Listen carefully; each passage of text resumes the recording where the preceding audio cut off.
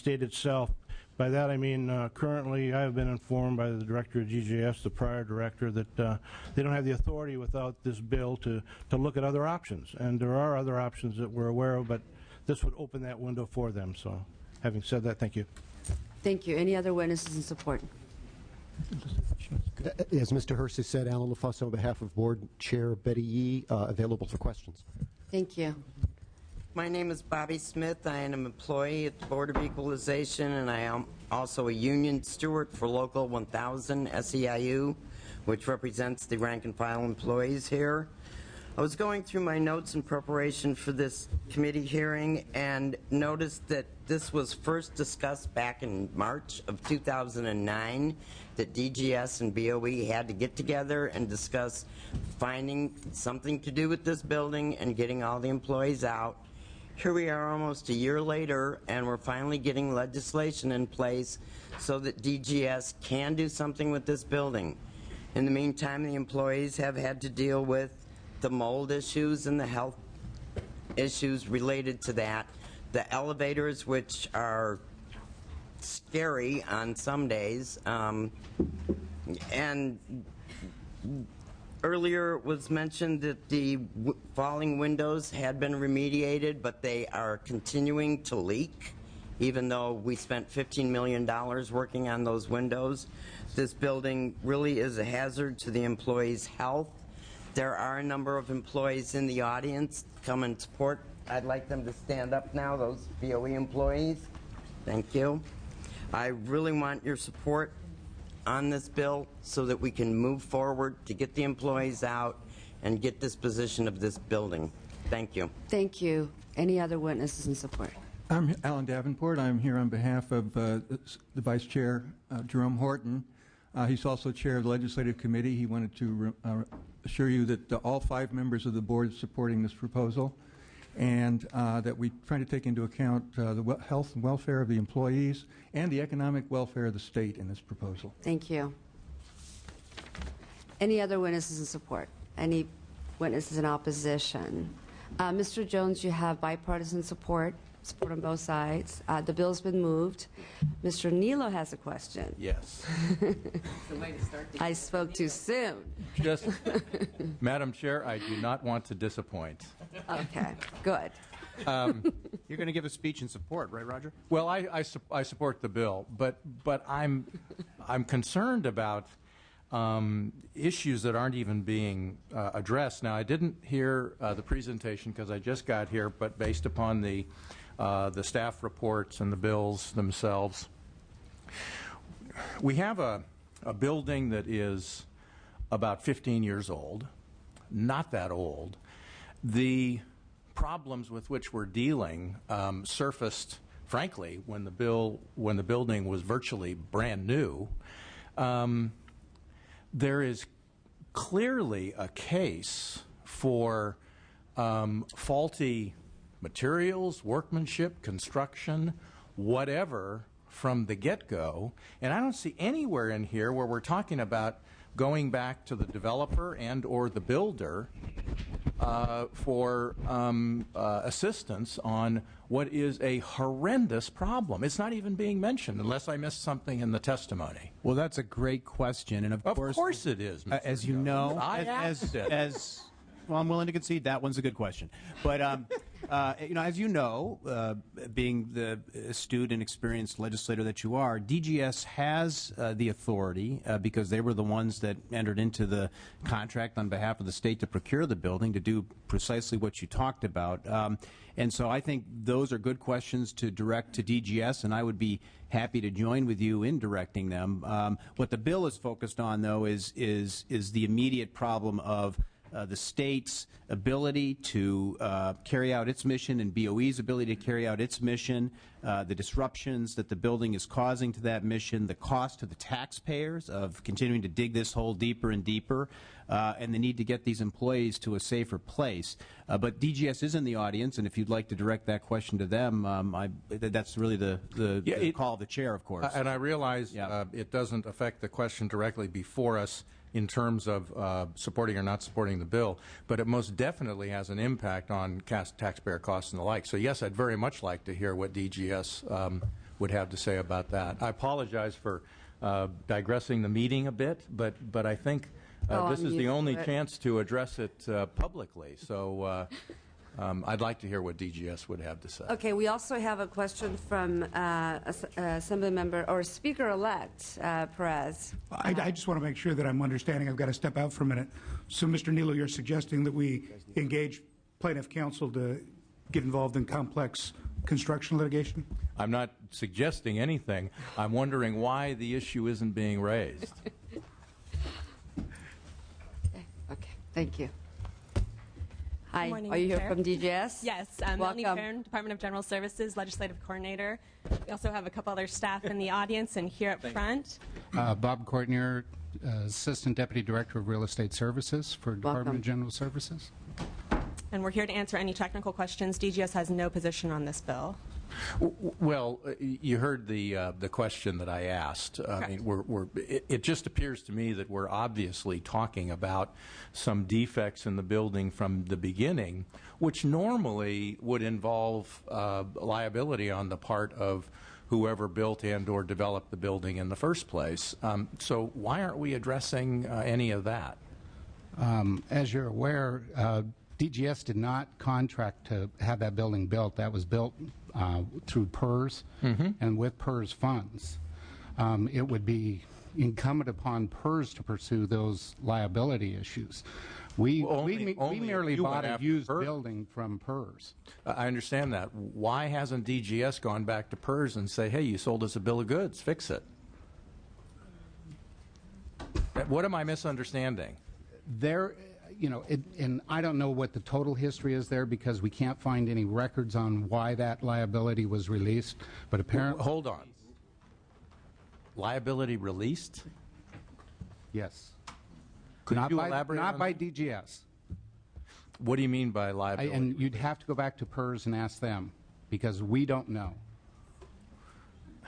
I'm totally puzzled by that comment. What?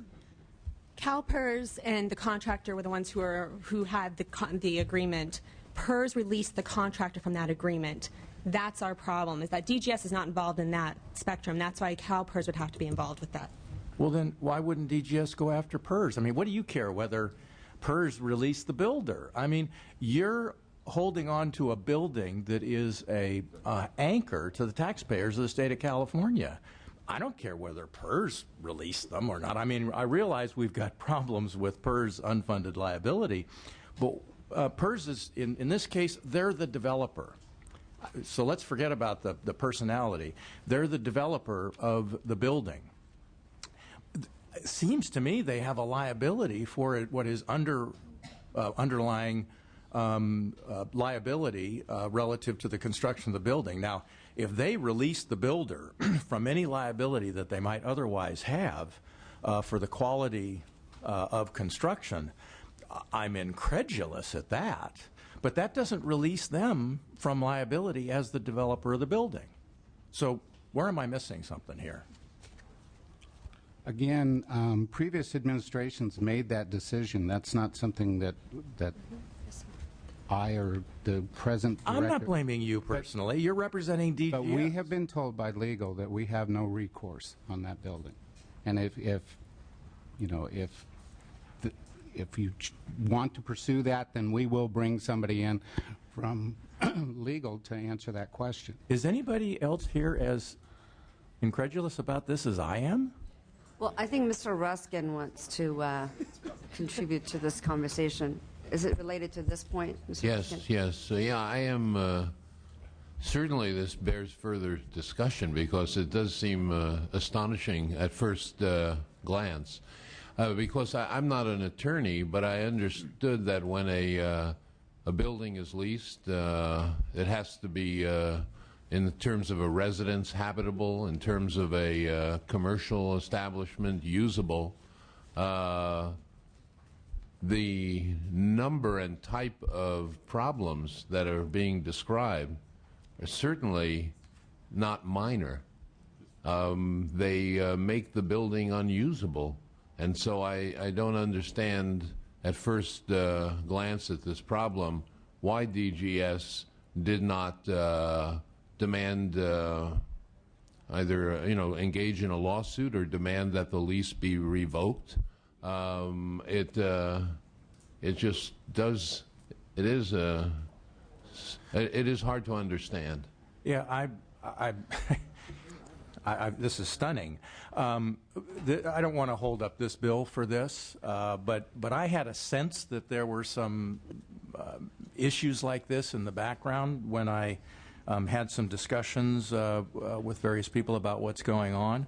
And I would suggest we go ahead and act on this bill, but this is now within this committee. Whether this is the right place to take this on or not, it needs to be taken on publicly. I think we need, at least as part of a hearing or whatever, a pretty complete reporting of what's gone on in the background here and why it is that we're completely ignoring that which any building user would pursue, and that is the liability of the developer and or the builder of a building when it has clear defects in it. So perhaps we need some more light on this to try to get at some answers. Whomever. But there's a liability, if there appears to be a liability for defective construction of some sort, and BOE is being left held with the bag, and that I'm having a hard time understanding that. So Thank you. If I may, Madam Chair, perhaps the Chair might request of the Department a report to the Chair and members of the committee and I, the author, a report to answer the question raised by Mr. Nilo. And the question presented is, why didn't DGS hold CalPERS responsible at some level for selling DGS a building that's a defective building? I mean, that's the question, and I think it does bear an answer, and I think perhaps if the Chair would be so inclined to ask the Department to report back to the Chair and the members on that question, and then the Chair and others can decide, what the appropriate venue is for taking that on further. I think Dr. Emerson might have a specific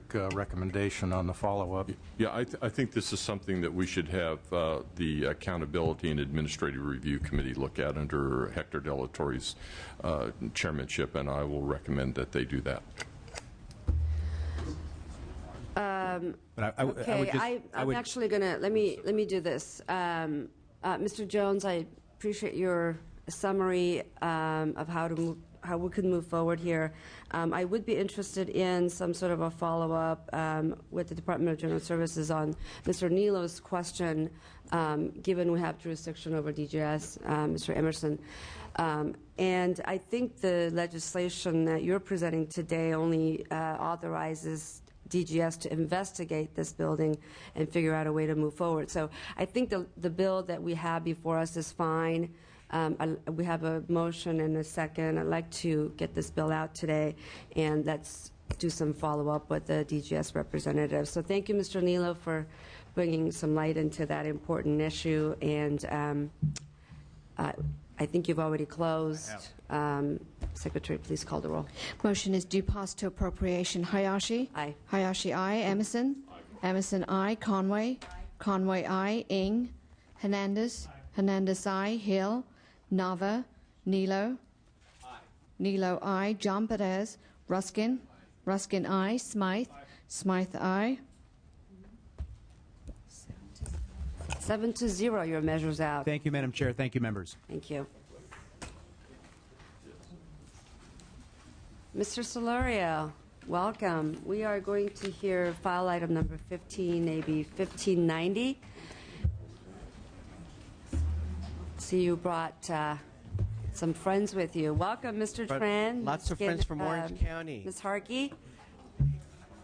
And if Councilwoman Katrina Foley could come up, and Randy And Cheek. Mr. Silva. And then we also have someone from the Orange County Marketplace, and as soon as they testify, we'll bring you up as well. Welcome to BMP. Thank you, Chairwoman and members. As you see, there's a lot of us that have a few things to say about this bill. I think the committee analysis was very well written, has a lot of good information. I would just highlight a few things about this bill. This is a bipartisan bill. It's a district bill. This relates to a bill that we all voted for late at night over the summer regarding the sale of the Orange County Fairgrounds. And at the time, there was certain information before us, but we now have a new set of facts, and a lot of questions have been raised, which is why I've introduced this bill to stop the sale of the fairgrounds. First off, there's a key question as to why this property was not sold as surplus property, which would open up various avenues, including letting county governments and city governments have the right of first refusal to purchase that. The second big question that we should ask ourselves is it going to generate the $96 to $180 million that we had estimated? We're really in a down real estate economy. We're hearing that the bids really may be in the $20 to $40 million range. And should we sell prime real estate at such a low price? And third, and something that early on brought some of my interest to this is in that at the time that we were considering that bill, no one told us that there were 100 state employees that we should also worry about. What about their fate? The way that the RFP was written, the fair would only exist next summer, meaning there'd be the need for employees for next summer. What happens to those 100 employees after that? I would tell you that this will be a telling week in terms of the sale, in that the bids will be opened up this Thursday. There'll be a live auction of the bids. Some of the bids may include an option to keep the fair. Even though it wasn't an ideal scenario, the county and the city did put in a bid. They want to keep the fair there. If that's the case, this bill at some point may morph into a way that we can keep the operation in a way that's going to be sustainable and that's going to protect the employees. But I do ask for your aye vote on this, and have joint author Van Tran with me, as well as some other Orange County co-authors, Assembly members Harkin, Silva. Welcome. Good morning. With your permission, I'm please. going to be really brief because we have a lot of co-authors who are here, our colleagues who wanted to speak on this issue. But this bill, AB 1590, has bipartisan support from both sides. I think going back to the summer of 2009 when we voted on this bill, it was not controversial, if you recall. In the Assembly, it was 76-3, I believe. And in the Senate, it was 37-0. So there was actually no debate on this matter in terms of where it will go, because the intent was actually good. In terms of having this property, this fair, and many other related activities at that time being passed on to local control and having it run more efficiently and proficiently within Orange County, and resolving any of the potential hiccups with having a facility that's being controlled or managed, oversighted in Sacramento, 400 miles away, while basically the employees and the management, the local folks, really are hamstrung with what they wanted to do. So the intent at that time specifically was something that all of us could support. However, since the vote and up till today, there are a lot of activities that had happened, a lot of information that had come out. The issue of transparency in terms of how the entire process on the transaction of the sale subsequent to the vote and the signing off by the governor's office to sell this property is problematic. Issues related to current employees, of course, are also problematic. And issues of governance, and I'm sure that my colleagues, both at the local level as well as here in the Assembly, will address some of that. But basically, the bill is very simple and straightforward. It asks for the stop of the sale so that we can have a full reassessment of how we wanted to take care of this property. The people have spoken in the area, in my district, and they are overwhelmingly against the sale of this fair. And it's more than just a local issue, because it has spread out throughout Orange County, if not Southern California as well. They wanted to maintain and keep this fair and the facility as is until many of the issues in terms of transparency, procedures, and fairness could be resolved. So that's what this bill is asking for. Again, I ask for your vote. Thank you, Mr. Tran. Mr. Silva, did you want to? Yes, Madam Chair. Words? In July of 2009, I did vote against the sale of the Orange County Fairgrounds. I went through a similar situation in 1995 when Orange County was going through a bankruptcy, and a lot of our county buildings and county property were requested to be put on the block to be sold. And I was against it at that time because I feel that future generations will be using our beaches and our parks and our fairgrounds. Once the public loses a beach, a park, or a fairground, the public will never get them back because of the cost involved. And I also feel that the fairgrounds would be considered by the state of California as a regional asset. And the example I would like to use would be the Huntington Beach Pier. The Huntington Beach Pier is owned and controlled by the city of Huntington Beach. The surveys have been taken time and time again, and 85% of the people that walk out on the Huntington Beach Pier are from outside of Orange County. And I feel that that pier is a regional asset, just like I feel that the people that attend the fair in Orange County, that is a regional asset for the state of California also.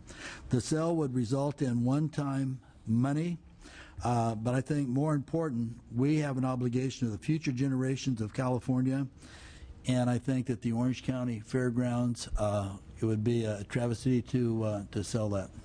Great, thank you. Ms. Harkey, welcome. Welcome. Thank you very much, Chair and members. I'm going to keep this really brief. We got taken. This is not the way the process should have worked. We were told one thing, and then it has evolved into quite another. And I was one of the first ones to step up and just, say, I was wrong. This is not as presented, and I'm proud to do so. I think that the transparency behind this was extremely lacking, and I also believe we all understand the state needs money, but if in fact we're going to be selling assets wholesale, let's put them all out and figure out what it is we're going to get for the package deal here. I mean, why Orange County, why this fairground, and why now? Our financial status is not going to be changed by, 20 million, 120 million. We're upside down billions. And so the fact that this came through as it was for sale of just one single property in Orange County was just wrong. It was supposed to be used as ongoing fair and operated under local control. That's the way it was presented, and it's turned into something different. So I ask for your support on this bill. Thank you. Thank you. Any other witnesses in support? Hi, Katrina Foley from the Costa Mesa City Council. Thank you, Madam Chair. Welcome. Appreciate the opportunity to speak before you here today. I'm here representing the City of Costa Mesa, and we are unanimous in our opposition to the sale of the fairgrounds. We appreciate you taking this matter under consideration and request that you support AB 1590. The process was flawed. Some of you may or may not know that the City of Costa Mesa actually in June of 2009 voted unanimously against the sale of the fairgrounds and forwarded that information on to the governor's office as well as on to our local electeds, and that information was never presented to the State Assembly or the Senate, and unfortunately we're here today with the fairgrounds up for sale. We today presented 50,000 signatures to the governor of local residents who oppose the sale of the fairgrounds. The fairgrounds, if you haven't been there, is nestled in our community, surrounded by single-family residential, 3 schools, 2 colleges, and the Civic Center. It is the heart of our community, and it would be very traumatic to lose that site and to lose local control. This entire process has been the antithesis of local control. The locals had no say. We didn't even know that you were voting on this issue. So we appreciate you taking up this matter. We have presented packets, I believe, to all of you, and we hope that you will support this bipartisan effort and this unified effort to stop the sale of the fairgrounds. Thank you. Thank you. Any other witnesses in support? Madam Chair, Randy Cheek with SEIU 1000. Welcome. SEIU 1000 is opposed to the sale of property at a time when the market is probably at its lowest ebb. We don't see how this is going to be good for our members or good for the taxpayers of the state of California. We see this as a loss of revenue rather than a gain of revenue, and we are opposed to the sale of the fairgrounds. Thank you. I'm going to ask all other witnesses to state your name, affiliation, and your position on the bill, please. Good morning, Madam Chair and members. My name is Jeff Teller, and I come to you today on the at the request of and on behalf of the over 3,000 small business owners that operate at the Orange County Fairgrounds, both during fair time and during the interim fair uses. Encouraging you all to consider passing the bill, Assembly Bill 1590. We have over 3,000 businesses that operate at the Orange County Fairgrounds, and the Orange County Fairgrounds in our community represents the economic, social. Move the bill. Thank you. Thank you. Would you like to? No. Is that okay? That's a good omen. Thank you. I'm going to Thank you, support the Jeff. bill. It's been moved. It's been seconded. I'm going to ask all other witnesses to state your name, your affiliation, and your position on the bill, please. Sandra Guinness, President of the Orange County Fairgrounds Preservation Society and past mayor of the city of Costa Mesa. Support. Thank you. Tim Kremens, Operating Engineers, in full support. Thank you. Crystal Jack, Western Fairs Association, in support of the bill. Thank you. Casey Elliott with Townsend Public Affairs on behalf of the Coast Community College District in the cities of Brea, San Juan Capistrano, and Santa Ana. Thank you. Thank you.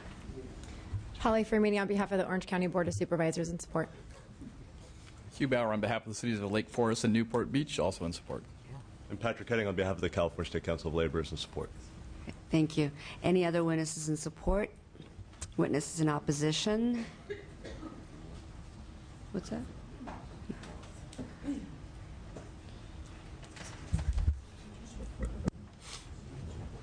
I don't have a opposition registered.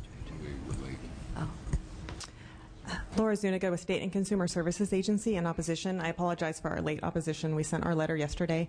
The agency is opposed to this legislation. It will repeal a provision in the existing Budget Act, which we cannot support at this time. Thank you. Any other witnesses in opposition? Mr. Nilo, do you have a question? Don't want to disappoint, of course, Madam Chair. Thank you. I fully agree that in the light of day, the decision to sell state assets directly into the significant headwind of a collapsed marketplace generally doesn't make a lot of sense. And that statement, I think, goes with regard to this property as well as others. But just as with the prior item, it raises a larger issue that I think we really need to take into account here. I do think that it is prudent to look at selling state assets where it can truly provide incremental financial benefit to the state. I'm concentrating now on the state of California. I full well understand why Orange County and people locally there would want this property to stay for their local use. But I think it's reasonable to point out that it's the argument of local control. We all embrace that, but what we're talking about local control almost fully at state expense. And so I think it makes sense to ask the question, does this make sense? And in the collapsed real estate market that we have a bid for this piece of property of, I think the number is about $120 million, or perhaps something north of that. In a strong market, it is worth significantly more than that. The local entities have placed a value on the property for their purposes of somewhere in the neighborhood of $30 million. I suspect that probably doesn't change based upon the economy, although it may. But the point is, it's roughly $100 million difference that is essentially the state expense for purposes of local control. Again, I'm not criticizing Orange County or local people who are interested in their own interest. I get that. But I think it's important to point out that when the market does recover, we could be looking at a difference in value of well over $100 million. And would it make sense to look into a different location that perhaps that's the functions could be in a fashion that would help the local community, and I'm sensitive to that, but that wouldn't be providing a subsidy from the rest of the state to the local community in excess of $100 million. I'm not saying this to be argumentative or combative. I just think it raises the issue that for the future we ought to keep in mind. But in the meantime, the timing of the sales generally is a little bit questionable. So I'll support the bill, but I have other concerns that I realize are not totally coincident with yours. Just very briefly, I would say I agree with you. I would also say that DGS actually has best practices on how to sell surplus property, and in this case, they are not following it. I agree, but I just wanted to raise the point that one of the primary things to that best practice is to work with the locals to figure out what the land use is, what might be a good buyer for that property, and the best practices that they have was not used in this case. Typically, they would work with the locals to figure out what might be a good use and thus maximize the sale of the property. Here they're not doing it. If anything, that you put in a low bid and it's a live auction where you could bid up. So I just wanted to point that out. Thank you. I'm going to go to Mr. Smythe right now, and I'll come back to you. Thank you, Madam Chair, and I certainly concur with Mr. Nilo's comments. And at the end of the day, the sale of the property may very well be the right, best decision, but it needs to be. I think we need to take a deep breath and just step back and let all the information come to light. As mentioned, we voted for this either late at night or early in the morning. I think, as Ms. Conway said, it depends, and not having all of the information. And so I think it's important that we're able to do that. And just anecdotally, my district, the San Fernando Valley Fair, lost its property and has been shopping around, moving the location of the fair every year. So much so that they ended up, having the San Fernando Valley Fair in the city of Santa Clarita, calling it the San Fernando Valley Fair in a completely different city, and you lose that as a character of a community. And sometimes you think, Orange County or San Fernando Valley, these are obviously have millions of people, very metropolitan areas, but still they're having a fair does provide some sense of community. And so before a decision is made to lose those fairgrounds, I think everyone needs to just be able to take a deep breath and really decide if that's the best use, and let the council and the county really have an input on that. So that was just my comments. Thank you. Did you still want to respond? If I could, thank you, Madam Chair. I just wanted to clarify a couple points. I think numbers were mentioned earlier as to what the bids are. The state has received 7 bids for the property. The bids are not opened yet, so we do not know what they are. Our best estimate of the property at the time that the legislation went through was that it was worth between about $90 and $180 million. The state is not obligated to sell the property if it is not for the most highest, most certain return for the property. So we do have the ability to not complete the sale if the bids don't come in for what we expect. Also, wanted to mention the department is following the appropriate process for selling this property. Existing law did not declare it surplus, and it is a surplus property process that gives local governments enhanced opportunities for participation. So I just want to clarify that point as well. Great. Thank you for that information. Mr. Nava? Yep, thank you. As the maker of the motion, I really do think that we're confronted with a situation where what is that saying, where you know the price of everything but the value of nothing.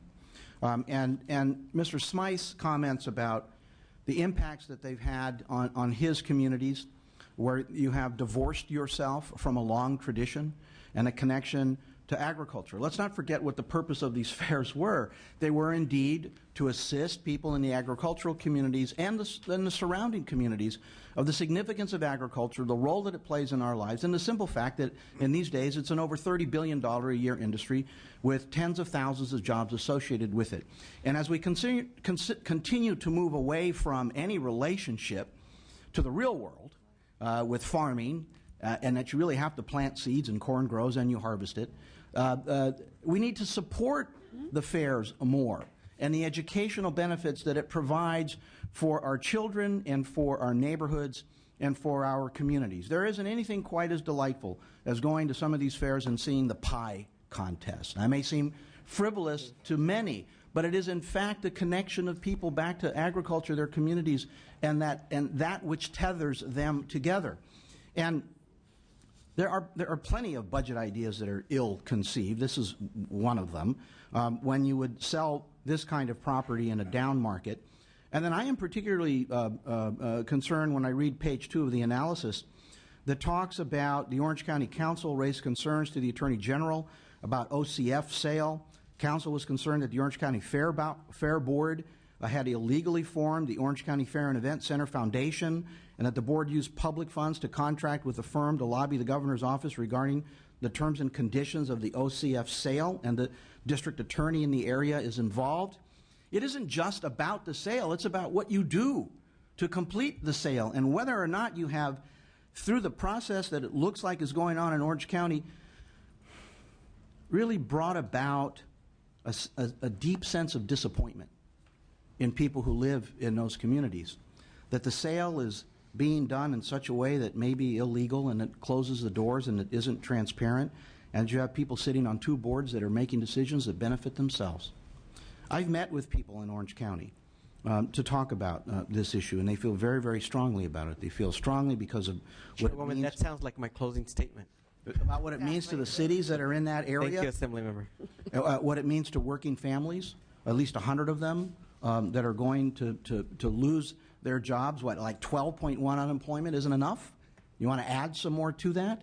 And let's offer, I think this is a great object lesson to those pundits and those journalists who make their money pointing out division of people in the legislature. I see, a couple of Republicans sitting there with Mr. Solorio, and that if nothing else, the story that comes out today should be about how there was a bipartisan assessment of the threat that this poses to the good people of the County of Orange, and what's likely to occur in other cities across this state if this measure is allowed, if the sale would be allowed to proceed. And so I made the motion to derail the sale, and I'm going to vote yes. Thank you. Mr. Rifkin.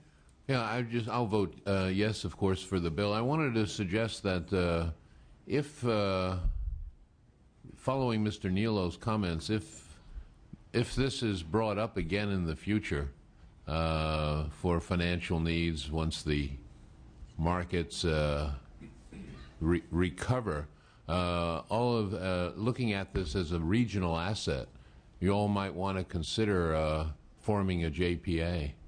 I don't know whether you could manage the costs, perhaps over time, but you all might want to consider forming a JPA as a way to forestall this occurring in the future. If I may respond to that, and also Please. Mr. Nilo, very briefly, I think Mr. Nilo hit it on the head when you brought up the issue of local control, but let me clarify a couple of things. When this all came down and we voted on it, both the Senate and the State Assembly, the bill was presented to us, or at least to me, this voter, as an issue of local control. Actually, the state was binding or tying the hands of the local folks, because this fair board was known as the part of the 32nd Agricultural Farm District, or Agricultural District, and it was oversighted in Sacramento, and yet it has to be economically self-sustaining down in Orange County. In other words, it has to make money to be continuing. So what had happened was, when there were meetings or presentations were made, that if the sale could be transferred to the local folks, let the local folks maximize on the use of this facility. It's more than just the fair, by the way. It's over 150 acres of property, including the fair, which is part and parcel of this. So that was basically the selling point, was that it's local control, maximization of use, efficiency of use of this property and transaction and what have you. And that was all sounds good and dandy until all the issues that Mr. Nava brought up subsequently to the transaction with the approval of the governor. That's when we're starting to have problems, and we're just responding actually to the reality of today. And And in terms of the price, I know that the city of Costa Mesa and Councilwoman Foley can also talk about this, is that the city may even and has the authority to zone this area through a ballot measure, which is very difficult to overturn as a fair measure. So I'm not even sure if that $90 to $180 million fair market value will be had if and when this area or this facility is zoned as such, because it's Great. going to kept it as a fair. Thank you, Mr. Trent. We have one more question from Ms. Conway. Thank you, Madam Chair. Actually, two, if I might. Oh, the first question, just is this double referred? Will we hear this bill in approps, or is this it? Budget. In budget. Correct. Okay. The 21st. Okay. Thank you. And then, and Mr. Ruskin, you claim not to be a lawyer, but I don't know. I'm thinking with some of your advice today. I'm probably going to support this. I mean, I'm the first one that always says local control is real important coming from local government. I do worry, though, because we set a budget and then we delete it, and I'm also just worried that this is one property, and I understand every property is unique to itself, but, you know, the question just pops in my mind, is this going to lead to others down the road? I mean, are we going to make an exemption for everyone? However, I'm prepared to support it now. This is scored for the next budget year, so it's very timely that we have these conversations. Thank you, Mr. Solorio. Great. Thank you, Madam Chair. Thank you. Okay, final question. Ms. Neela? Very quick comment with regard to Mr. Nava's statement. The reason that people say that they know the price of everything and the value of nothing is because value is totally subjective, and the marketplace establishes prices through transactions that translates the ephemeral term of value to an actual price. That's how the marketplace exists. And the fact of the matter is the marketplace is suggesting that the subsidy to the local area from the state for the utilization of this property is somewhere north of $100 million. And I'm just saying it's important to acknowledge that. Okay, the bill's been moved several times. I know this is an important bill for you, Mr. Solari, district bill for you. I'm going to support the bill. I think Mr. Nava did a great job closing for you, so we're going to go ahead and take the roll at this time. Is that okay? And I want to thank all the members for coming today and all the witnesses. Thank you. Please call the roll. Motion is due pass to Budget Committee. Hayashi? Aye. Hayashi, aye. Emerson? Aye. Emerson, aye. Conway? If Mr. Nava will judge the pie eating contest if it's Larry County Fair. Done. Conway, aye. Ng? Hernandez? Hernandez, aye. Hill? Nava? Nava, aye. Nilo? Nilo, aye. John Perez? Ruskin? Ruskin, aye. Smythe? Smythe, aye. 8-0, your measure's out. Thank you very much. Thank you, Chairwoman. Mr. Anderson, thank you for waiting. We're going to hear item number 13, AB 1518.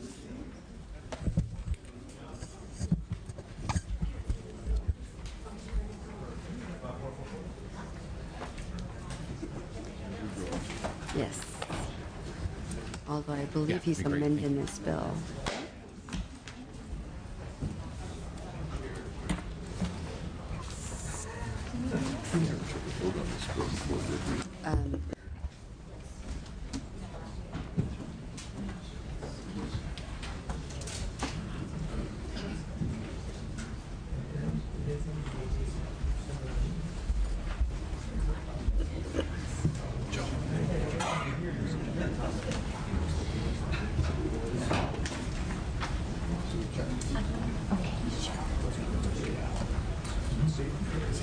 Mr. Anderson, I want to thank you for your willingness to work with our committee and amend the bill today. Would you like to present it? Absolutely. Thank you, Madam Chair, members. AB 1518 is a simple good government bill. I took to heart all the comments the last time I was before the committee. We try to incorporate as much as possible and deliver on what we thought that everybody could agree on. This bill provides a metric of accountability by calling the Governor's Office Finance to report on obsolete and inactive boards and committees. I hope you can join me with taking this step for greater transparency in government today, and I ask for an aye vote. Thank you. And I'd like to support the bill as amended. Move it. Second. Did you have a question? Yes, Dr. Hernandez. I know this is sort of a watered-down version of the one you brought over last year that I had some concerns, and I'm going to support the bill. But when you talk about inactive, what about boards that don't have quorums because of inabilities to get appointments by gubernatorial appointments? Are those going to be addressed at all or not? Well, I haven't seen the final language because it's coming this afternoon, but that was one of our concerns, and I thought that was an excellent point. I think that Mr. Ruskin brought that up, or Doc, you brought it up. But absolutely, I think that if, in the case of, I think it was the chiropractors a few years ago, right, where they had people to be appointed and the bureaucracy was dragging its heels, we want to protect those, and that's certainly a concern. So I agree with you. Okay, so that will be addressed, or those are addressed? It should be. Okay, thank you. Thank you. We have a motion and a second. Would you like to close? I thank you for an aye vote. Thank you very much. Secretary, please call the roll. Motion is due pass as amended to appropriation. Hayashi? Aye. Hayashi, aye. Emerson? Emerson, aye. Conway? Conway, aye. Ng? Hernandez? Hernandez, aye. Hill? Nava? Nava, aye. Nilo? John Perez? John Perez, aye. Ruskin? Ruskin, aye. Smythe? Smythe, aye. 8-0, measures out. 8-0, your measures out. Thank you, Madam Chair. Thank you. Mr. Garrick? Yeah. You have three bills, 1062, 1063, 1064. I do. To President, present those, please.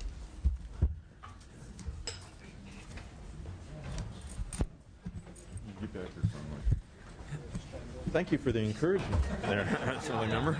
It's always great to start on a positive note. Thank you. Is this the Romans and the Christians, or is this okay. And I voted for a very liberal One Republican? Maybe we can go for two. Okay. Oh, that's right. Thank you. Well, let's go for three. With that said, may I, Mr. Vice Chairman, proceed? You certainly may. The Governor and many members of the legislature and I have been strong supporters of the design build as a construction delivery system option for our state and local governments. Design build is an alternative to the traditional design bid build model of construction delivery. Design build has the potential to make taxpayer-funded construction more cost-effective and efficient at a time when our budget is severely strained. I've been pleased to see that the state of California and many local governments engage in trial projects of design-build projects, and I look forward to seeing the future reports from the Legislative Analyst's Office on the project's success. We are all aware that design-build authorization language includes various weighted factors that public entities can use in the quote, best value system method to determine which bidder wins the job. The winning bidder is not simply the bidder with the lowest costs. And it shouldn't be. I think all of us agree with that. This desirable flexibility, unfortunately, has subjected the design-build process to certain unnecessary provisions that have been included in all of the sections of the Public Contract Code and Education Code that authorize the use of design-build today. To be blunt, these provisions unfairly put merit shops projects at a disadvantage when competing on a project. The Associated Builders and Contractors have over 1,329 different members, employing thousands, if not hundreds of thousands, of individuals in this state that would like to be working today, and that, as was addressed earlier regarding the unemployment issue, is of great concern to all of us here, I know, today. As members of the unfortunately, the law presently precludes them from qualifying for design-build projects. These provisions lead to reduced bid competition, increased costs of construction, a less safe job site in some cases for workers, and restricted opportunities for workers to learn a trade on the job. I've introduced a set of 3 different bills which simply remove or replace the objectionable and unnecessary language that is restrictive on competition. In one bill, the language is replaced with new language that conforms to current practices as authorized under the Public Contract Code. In the other 2 bills, a short clause is removed to eliminate the double standard or non-competitive advantage between unions and non-union contractors. I'd like to now jump straight to AB 1062. Just a moment. I did announce it was 1082, and I just want to make that correction. It's 1062. Thank you. Thank you for the clarification. AB 1062 would remove language that penalizes design-build entities in the pre-qualification process that intend to request apprentices from state-approved programs only with less than 5 straight years of graduates. Again, let me repeat that. They have to have less than 5 straight years of graduates. This puts contractors at a disadvantage who have agreements with recently approved programs. The language would be replaced with a requirement that the design-build entity simply indicates the state-approved program or programs from which it intends to request apprentice. Again, this is putting people to work in programs that are out there that have been qualified. To supply more detail as to the problems with current language and the law and the necessary substitute language, Kevin Dayton will speak on behalf of the sponsor of this bill, the Associated Builders and Contractors. Thank you, Assemblyman. First, I want to clarify the language in this bill that we're looking to have removed. It doesn't say that an apprenticeship program has to have 1 graduate. It says exactly graduated apprentices in the preceding 5 years, or in one case, has graduated apprentices in each of the immediately preceding 5 years. In other words, the program has to be graduating apprentices for each of the past 5 years.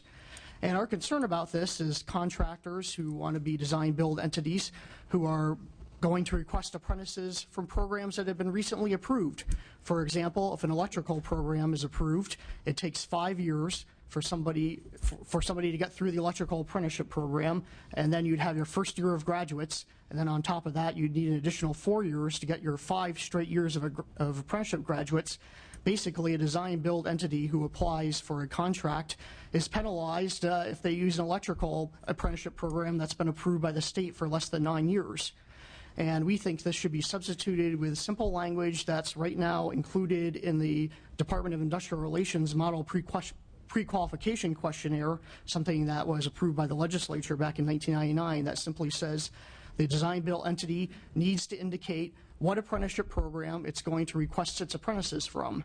And under state regulations, if the program that it requests apprentices from cannot provide the number of apprentices to meet the proper ratio in law, then they have to seek apprentices from any other apprenticeship program in that trade in that region that is eligible. So I think that this change would be a positive one for encouraging new apprenticeship programs to form and provide more opportunities for training.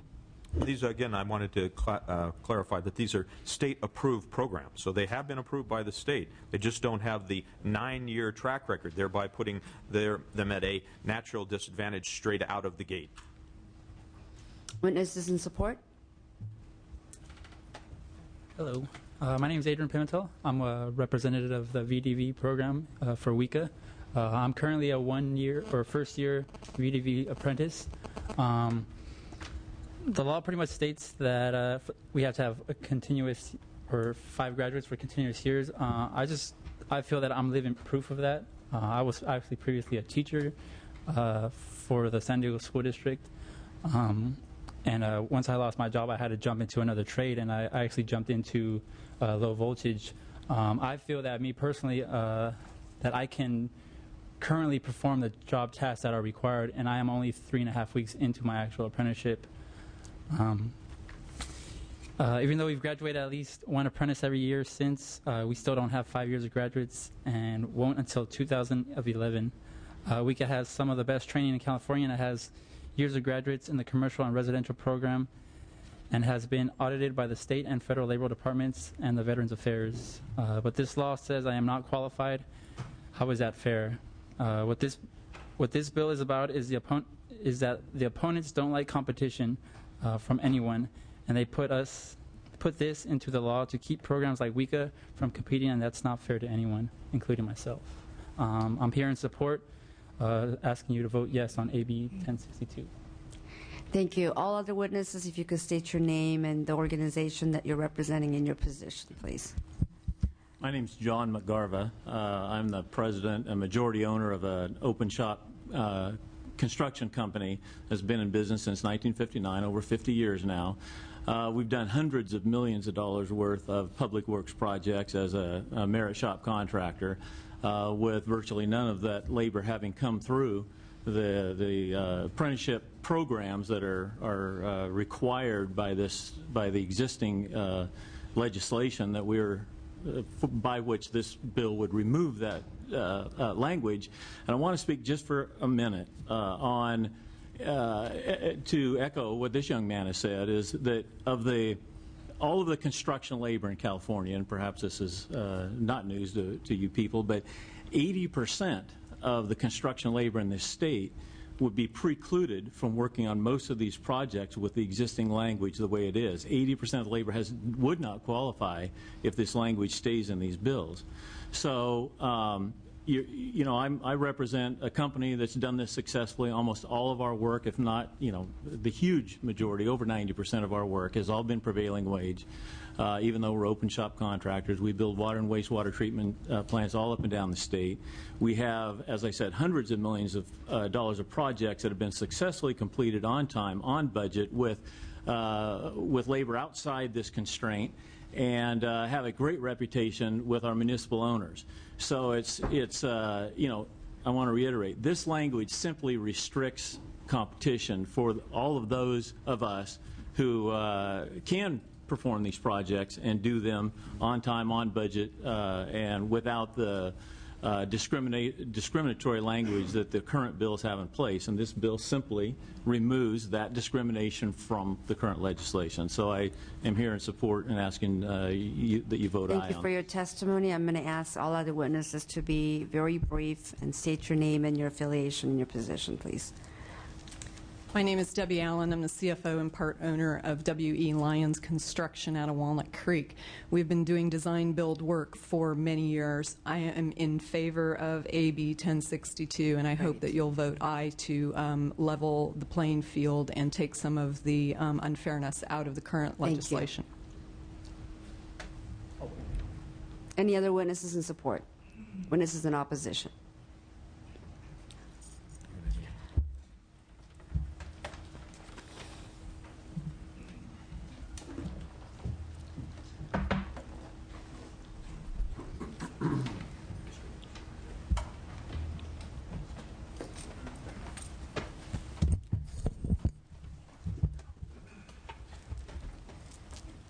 Welcome. Madam Chair, members, Cesar Diaz on behalf of the State Building and Construction Trades Council. We are strongly opposed to this bill, with all due respect to Mr. Garrick. We believe in fair competition. The standard of having one apprentice graduate for each of the past 5 years is a very low bar, and is meant to demonstrate not only our commitment to graduating apprentices, but the current status and abuse that happens of apprentices on public works projects, where an apprentice is entered into a program with the promise of actually training, becoming a journey person, going through the training in 5 years, and acquiring the skills to actually lead a quality of life through a good paying career. Unfortunately, many contractors abuse this process and not only prohibit the apprentice from actually acquiring the training, but after first, second year apprentices, they actually become unemployed. So I just want to go through some numbers in terms of what the investment of the building trades unions and our joint labor management programs with our contractor companies into apprenticeship programs, which is over $100 million each year. In fact, 95% of women and 92% of people of color are graduates from apprenticeship programs in joint labor management. Joint labor management programs have a significantly higher completion rate, also 49%, than those of unilateral programs. In many of the largest trades and joint programs, completion rates are 20 to 30% higher than non-union programs. In fact, 92% of California's nearly 30,000 apprentices were from joint labor management programs in 2008. We have sponsored legislation to strengthen our programs, including union and non-union, and we feel that's the best way to actually attract apprentices and actually have a commitment to that person to have the training necessary to perform the hazardous work that is in the construction industry. Thank you. Thank you. Next witness. Madam Chair and members, Duncan McFetridge representing the State Pipe Trades Council, State Association of Electrical Workers, and the Western States Council of Sheet Metal Workers. We respectfully oppose Mr. Garrick's this bill and his other two bills. Design build first came about 10 to 12 years ago in this building, where the first bill was carefully negotiated between all the various parties, and a series of pre-qualification measures were required in statute. And since that time, every design build up to this point has had this template for ensuring that we have a level playing field as far as design build is concerned. We've had Democratic authors, we've had Republican authors. We've seen no problems with this template over the years, and so we are actually surprised because, you know, with the proliferation of design build bills over the years, each and every one of these bills has had the template that we're discussing here today, and for those reasons we see no reason to change that template, and we're respectfully opposed to the bill. Patrick King on behalf of the California State Council of Laborers. We also have to oppose the bill. We believe that the language and the provisions that Mr. Garrick is seeking to eliminate out of the design build are there simply so that we can ensure that we have a quality of workmanship on our precious public works dollars. The apprenticeship schools and the graduation rates are there. To us, it's simply if the UC or the CSU started having graduation of rate of less than 1, I can't see the state having allowing those schools to exist in the way they are. They'd force them to change, and in this way, this provision of law is simply there to make sure that we have quality schools training our quality workers. Thank you. Projects. Thank you. Thank you, Madam Chair, members of the committee. Jeremy Smith here on behalf of the California Labor Federation, also opposed for the reasons stated. Thank you. Any other witnesses in opposition? Any questions from committee members? Madam Chair, how would you like to proceed in terms of with the three bills? Would you like to do a vote on each one? Yes. Please, whatever you. Was there a motion? So are we going to do them as a package or each bill individually? We're doing each bill individually. Okay. Then I will move 1062. Okay. Would you like to close? Yes. Oh, you have a question? Yes, I do.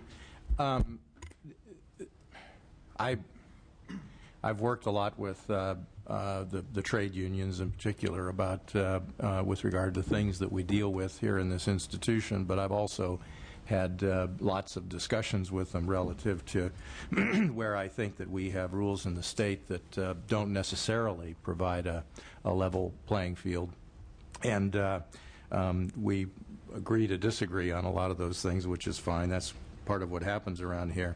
But first of all, I'd like to ask probably Mr. Dayton, although Mr. Garrick, to add to it, just to respond to the allegation that union apprenticeship programs are either inherently or functionally better than those that exist in the non-union area. Every apprenticeship program in the state has to follow the same regulations. You apply to the Division of Apprenticeship Standards, it's reviewed, and then the chief of the Division of Apprenticeship Standards approves it if it meets the requirements. The DAS, Division of Apprenticeship Standards, also audits programs where they feel that perhaps graduation performance is not as good as it should be. Those are proactive audits to make sure that those programs are doing better. That's actually required in the labor code under a bill that passed several years ago. All the apprenticeship programs in the state for the same trade are doing the same type of training, doing the same thing, and it's regulated by state law. Mr. Press. I appreciate that there's a DAS standard. In other post-secondary education, Western Association of Schools and Colleges reviews whether or not schools and colleges meet that standard. There's a difference between whether or not you are above the minimum standard and how far above the minimum standard different providers are. So I agree with you that all the apprenticeship programs in the state meet the basic requirements of the DAS. What I don't want people to infer from that, though, is that therefore all programs are equal. If there are different outcomes, if there are different rates of graduation, if there are different rates of people moving from first level to second level to journey level, those are distinctions that we need to take into account. And so what I'm hearing from you is that we meet the basic standards, but I don't want us to infer from that that then means that we're having similar graduation rates and similar ongoing success rate in the industry thereafter. And that's true. Okay. There are going to be different rates, and what we're concerned about is the new program, like that apprenticeship you heard from, where it's only been going for a few years, so obviously they can't possibly mathematically have 5 years of graduates. How do we deal with that new program and contractors who use those programs? Why are they getting penalized in the process of determining who's a design-build entity? Okay, so I'm going to accept that as your closed. Bill's been moved. And we have a second. Secretary, please call the roll.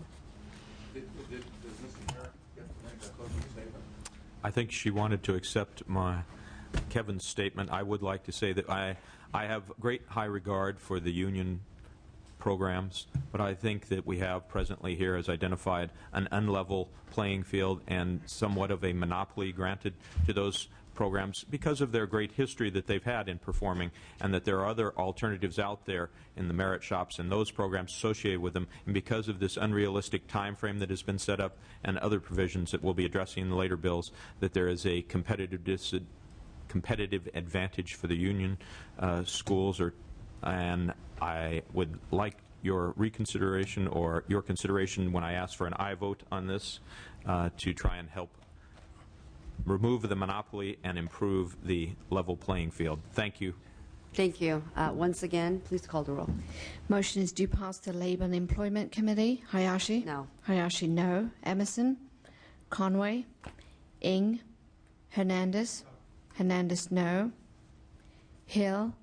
Nava? Nava, no. Nilo? Nilo, aye. John Perez? No. John Perez, no. Ruskin? Ruskin, no. Smythe? Smythe, aye.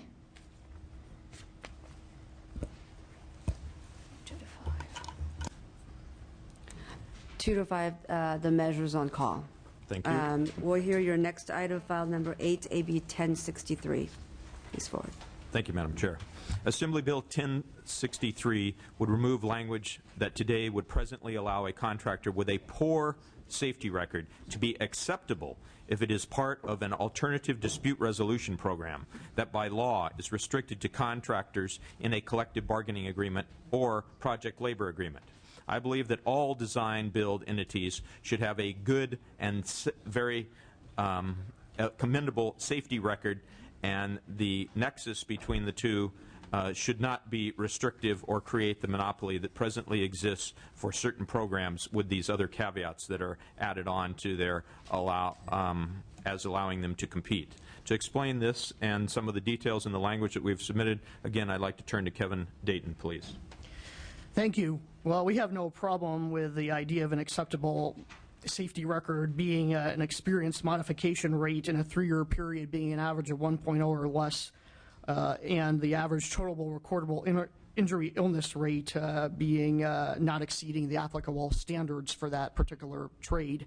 But what we have the objection to is this strange exception that's in here that says if the bidder is a party to an alternative dispute resolution system as provided for in Section 32015 of the Labor Code. First, that section only union contractors under a collective bargaining agreement or under a project labor agreement are even eligible to participate in that sort of alternative dispute resolution program. In fact, in 1998, EBC of California sponsored a bill that would have allowed non-union contractors to also participate in such systems, and that bill failed.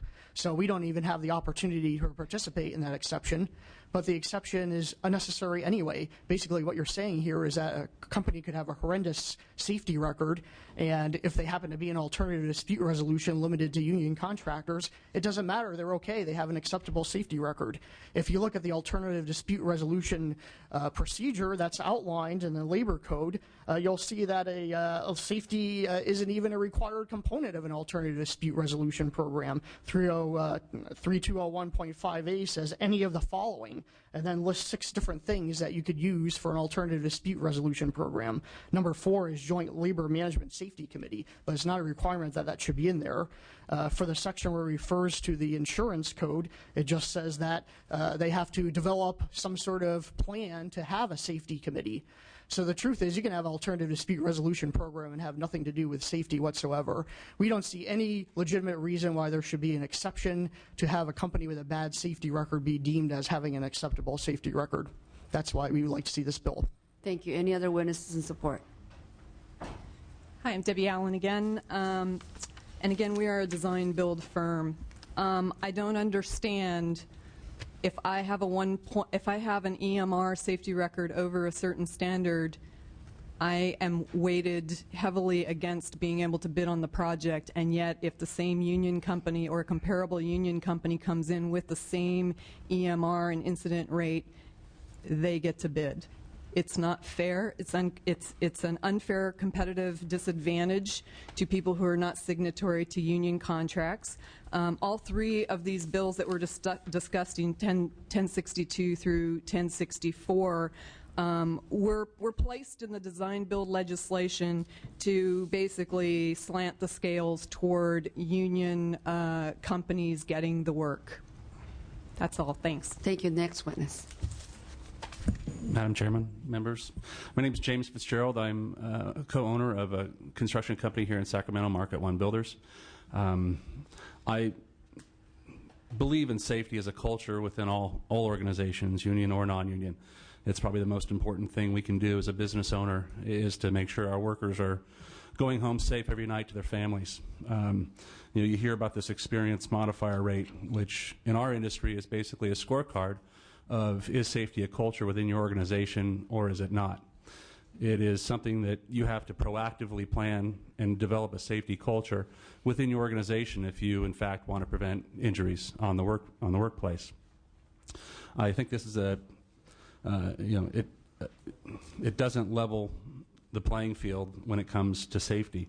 And if I do my homework and I have a safety culture within my organization and I in fact am achieving less than a 1.0 on my safety modifier rate, I am still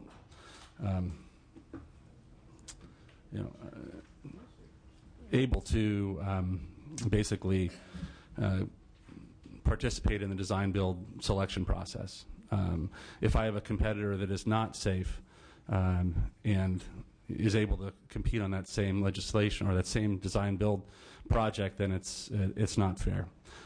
I think that there is an economic benefit to operating a safe organization, and I think that it should be kept that way, that the merits of a safe workplace are lower modifier rates, which is basically lower workers' compensation, and we should keep it at that level instead of a selection criteria. Thank you.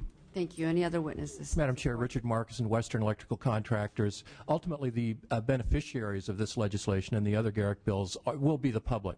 By leveling the playing field, by encouraging additional contractors to come into the market and bid on these projects, public agencies that want to use design build will benefit.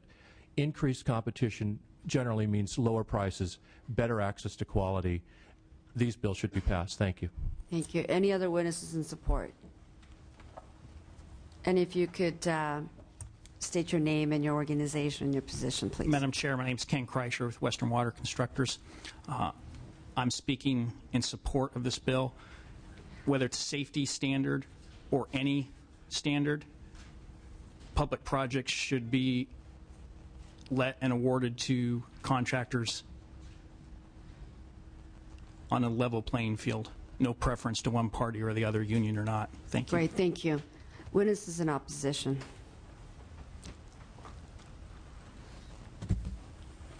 Madam Chair and members, Duncan McFetters representing State Pipe Trades Council, State Association of Electrical Workers, and Western States Council of Sheet Metal Workers. I want to ask, we are opposed to this bill as well, and I want to ask the question, I don't understand where the unfair competition is coming from. Members that I represent are 30 to 40% unemployed right now. For the last 10 to 12 years, our unions have had significant problems with design build contracts because we frankly lose out on a lot of work to our non-union brethren. So I don't understand where this is coming from, outside from a few contractors here. I think both union contractors and non-union contractors go head to head every day in order to provide the best bid possible for the public on design build projects. And we have seen no evidence up to this point as to an unlevel playing field. If anything, I think we're going to level the playing field, but we're going to lower the bar as Mr. Perez inferred, and for those reasons we're opposed to the bill. Thank you. Next witness. Madam Chair, Cesar Diaz on behalf of the State Building and Construction Trades Council. A lot of what was said earlier with regards to not being able to bid is false. Basically, these are weighted systems. They put quality standards on the bids for design-build projects. Having said that, that precludes them from actually having the access of bidding on these projects. It's false on that end. The apprenticeship programs do provide, especially union, certified instruction in building and earthquake codes, including environmental and safety. These, particularly the ADR, allows for labor and joint labor management programs to establish a safety program. We all know that construction is very hazardous. We invest a lot of money into training out of the workers' wages for these programs to train the next generation. That has been something that has been traditionally for more than 100 years. Unfortunately, the ABC, Associated Builders and Contractors, has repeatedly opposed legislation to strengthen these types of programs over and over again. This is simply another attempt to lower the bar for construction projects on design build, and we respectfully ask for your oppose on this bill. Thank you. Next witness. Patrick Henning on behalf of the California State Council of Laborers. We also have to oppose again. None of this package of bills, and when we start talking about design build, there's no provision in there that says it has to be union or it can't be non-union.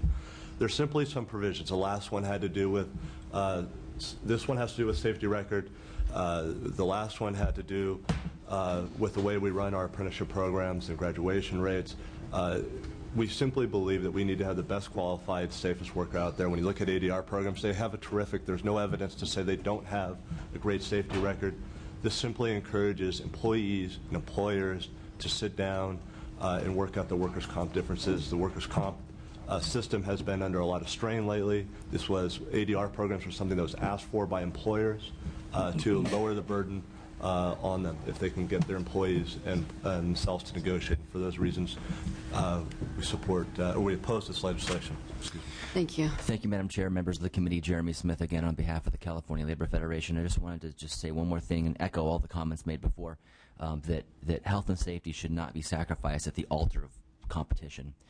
We need to make sure that these ADRs stay in place. They have a proven track record to keep workers safe, and it lessens the friction between labor and management, which makes jobs go smoother and be more efficient. Thank For those you. reasons, we oppose. Question, just a quick Yes. question of the witness, if I could. That maybe I'm missing something here, but the current law favors an employer or a group with an alternative dispute resolution method, not related in any way to the actual safety record of the employer, but just the existence of the ADR. And you made your comments in terms of not compromising safety. I'm trying to figure out if the standard is to assess the actual safety record. Do we really care how they got there, number one? And number two, how do you address the comments that Mr. Dayton made relative to the inability through code of a non-union contractor from even employing such an ADR system in the first place? So maybe I'm confused about some things here. If you can clear that up for me. I think that when you look at when you look at ADR programs, I think it goes more to the reason why we felt it was important was because it encouraged employees and employers to really work out their differences in the workers' comp system. Oftentimes, if you can get an employee to sit down with their employer, the employee just wants to get back to work. Employer, for the most part, just wants to get that employee back and moving. The workers' comp system as it currently stands often lends itself to a more litigious system where that's not necessarily the goal of either parties. The ADR programs, while it does encourage, I would say, a safer workplace because you have employees and employers being able to sit down and go, hey, look, there's a problem, there's a ditch that's not flagged off, it needs to be corrected. I think it lends itself to a safer workplace as a whole where you have a more cooperative employee-employer relationship. And I think that that's what that goes to less. I think when we're talking about safety records, I think that the safety record is a separate issue when you get into ADR, but the ADR program is there to increase safety. Are you then not just suggesting, but opining as conclusive that the mere existence of an ADR program means a good safety record? No, what I'm saying is that there is a better communication between the employee and the... I get that. One thing I'd point out is I used to actually have to handle things like this.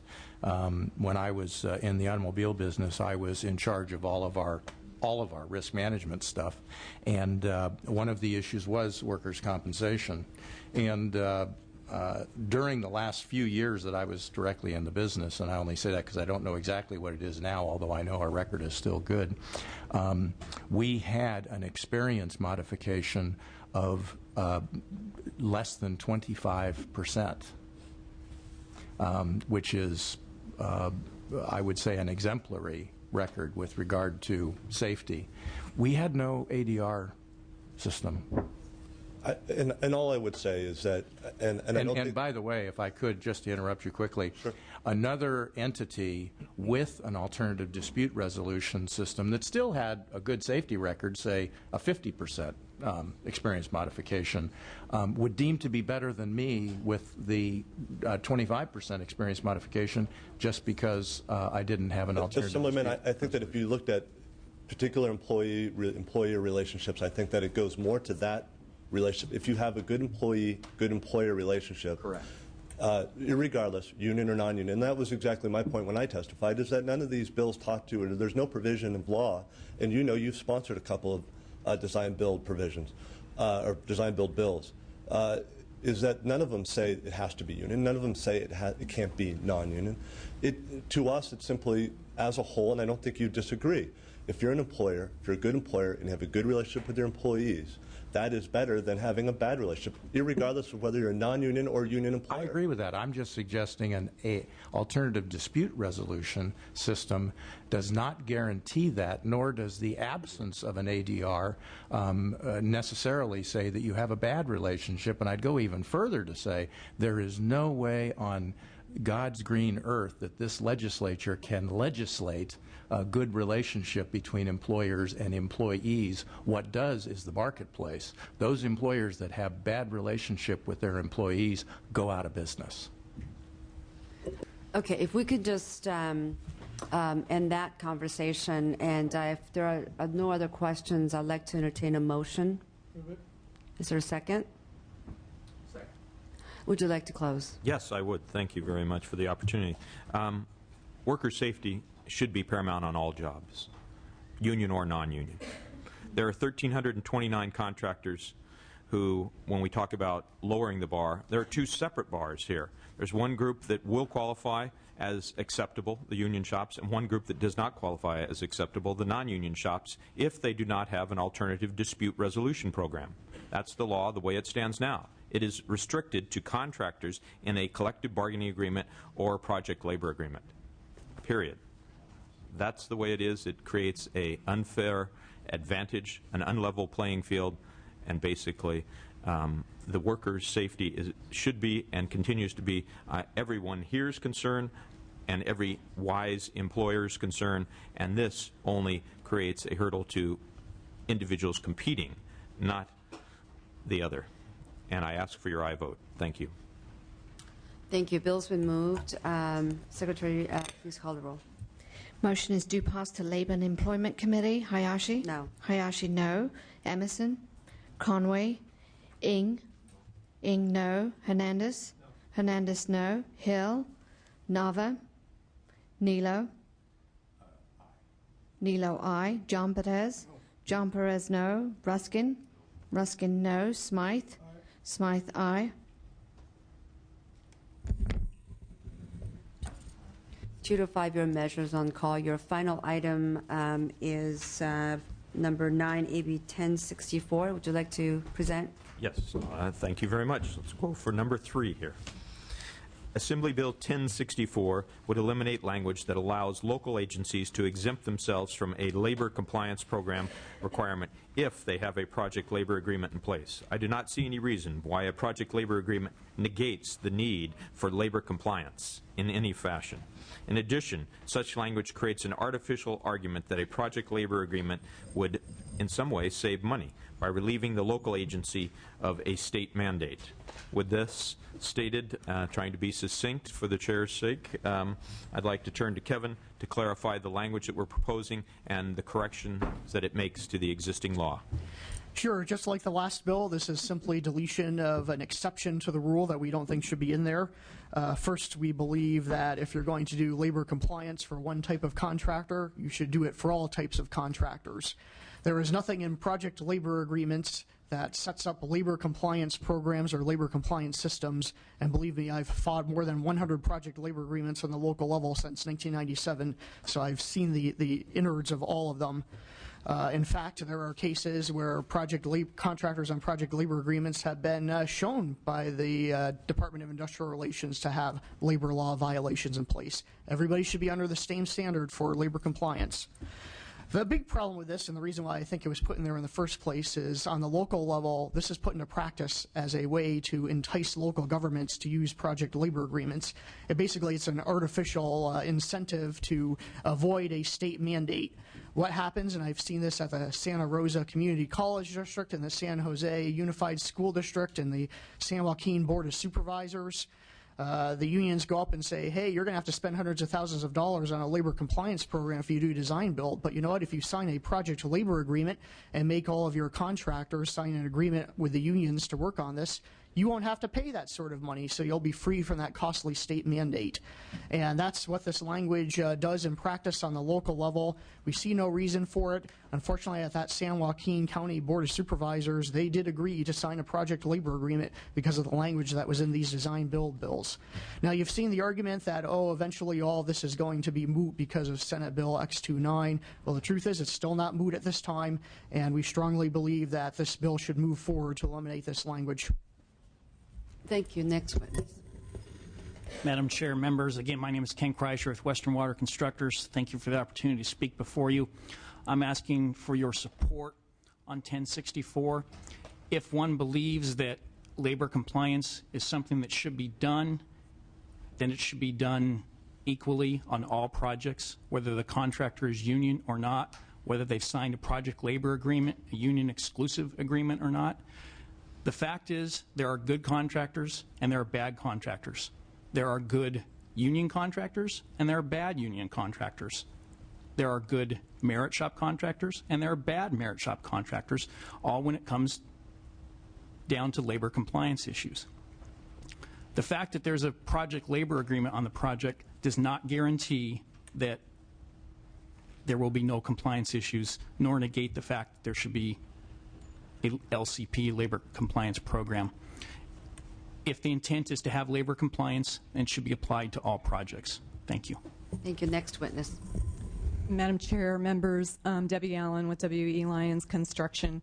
We are a merit shop general contractor. We hire both union and non-signatory contractors to perform our construction.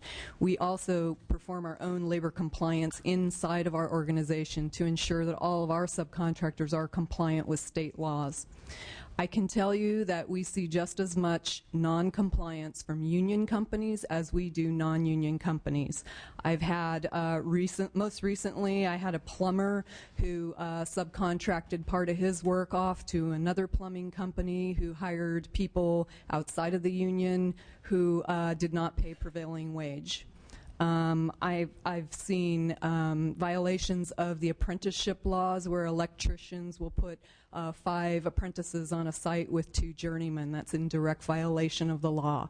It happens both in the union environment and also in the non-union environment. So a labor compliance component to the design build legislation is needed for both types of company, and you shouldn't be exempted if you're under a project labor agreement or you're a union company. Thank you. Thank you. Madam Chair, Richard Markson, Western Electrical Contractors. All we're asking for is equal treatment. These 3 bills do that, and we ask for your aye vote. Thank you very much. Witnesses in opposition.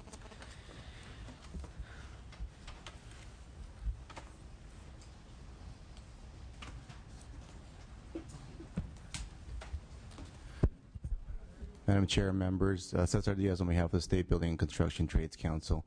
Back in February of '09, with SB X29, the Padilla bill, the issue of labor compliance programs was put to rest. Basically, it created a public works enforcement fund to be funded from awarding bodies and from fees to actually create a labor compliance unit at the Division of Labor Standards and Enforcement. Design build was included in that legislation. The labor compliance program requirement was taken out. We believe this bill is unnecessary and urge your opposition. Thank you. Next witness. Madam Chair, members, Duncan McFetters representing the State Pipe Trades Council, State Association of Electrical Workers, and Western States Council of Sheet Metal Workers for the reasons stated by Mr. Diaz. We're in opposition. Thank you. Any questions from committee members? Hearing none, would you like to close? May I call on Kevin to just respond briefly to the statement by the opposition as it relates to the unnecessary aspect, as they described, of this bill, please? Yes. And then I'd like to brief close. And I could do it in 10 seconds. Sure. SB X29 was passed, and eventually down the road, yes, labor compliance will shift to the DIR, but there are timelines in there that talk about implementation of regulations and things like that. Right now, today, a design build entity could put a PLA on and avoid an LCP. Thank you. Thank you, Madam Chair and members. Thank you for allowing me to present these 3 bills. As mentioned earlier by the labor representatives, we have an unemployment problem. That unemployment problem is affecting both union and non-union members. And we, as legislators, leaders in our community, responsible for the budget and for the tax dollars that are paid into our state treasury to ascertain the best product available at the most reasonable, if not the lowest cost, is one of our responsibilities. These 3 bills that I presented, I think, offer improvement to competition in the marketplace. We have the apprentice bill that takes the 5 to 4 up to 9 years, catch-22, and removes it. We have the safety record issue that addresses, again, a safety record without alternative dispute resolution programs. And then we have this last bill that I'm addressing now in my closing statement, AB 1064, which addresses the need for a labor compliance, but it's negated if you have a project, need for a project labor agreement if you is negated if you have if you already have a labor compliance program. This is a catch-22 that puts 1,329 contractors at a competitive disadvantage. This isn't a case of 2 separate bars. We're trying to have 1 bar for all contractors to compete fairly. I ask for your aye vote. Thank you. Mr. Perez. I'm sorry, I just have to take issue with a little bit of the characterization here, and I stepped out. On your first 2 bills, I understand the distinctions you're trying to make. I disagree with you on the conclusions on the best resolution, but I understand the distinctions you're trying to make. The assertion that project labor agreements put 1,300 and some contractors at a competitive disadvantage is one I can't just hear and not respond to. The reality of the experience is that a significant number of non-union contractors compete for and get contracts under project labor agreements. I negotiated, the first project labor agreement I ever negotiated was in 1995. The last one I ever negotiated was in 2008. We did everything that we could in establishing the project labor agreement that I did in 2008 to make sure that there were no impediments whatsoever to all contractors who are capable of doing the work to compete for the work. Since then, in the implementation of that, we have seen significant numbers of non-union contractors successfully bid for and get work under project labor agreements, and do so in a way that was productive for them financially and that was productive for the community in their ability to take people into apprenticeship programs, give them employment, give them ongoing skills.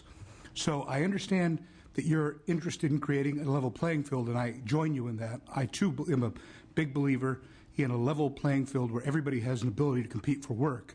I just don't agree with the characterization that the current standard locks people out of that competition. Thank you. Is there a motion? There is. Move the bill. Thank you. Is there a second? Great. Bill's been moved. Madam Secretary, please call the roll. Motion is due pass to Labor and Employment Committee. Hayashi? No. Hayashi, no. Emerson? Emerson, aye. Conway? Ing? Ing, no. Hernandez? No. Hernandez, no. Hill? Nava? Nilo? Nilo, aye. John Perez? No. John Perez, no. Ruskin?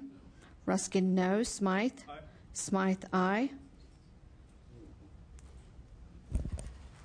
3 to 5 measures on call. It's 3 to 5 the measures on call. Thank you. Thank you, Madam Chair. Ms. Torres, thank you for waiting.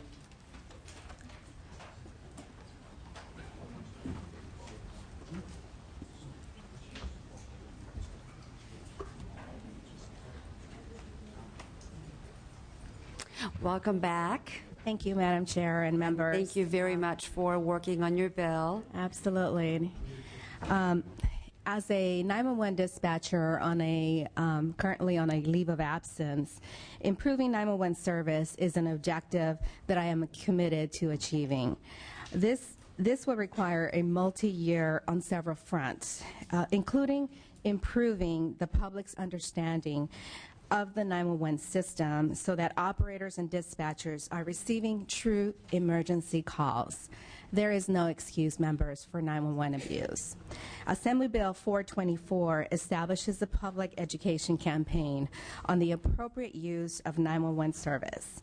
It takes the state's chief information officer with It tasks the state's chief information officer with developing and managing the campaign with input from stakeholders such as the 911 Advisory Board, which includes representatives from all law enforcement and public safety agencies who provide public safety response to 911 communications. When the bill was introduced last year, it included what I thought was a very important element: a point-of-sale disclosure of cell phone 911 capabilities.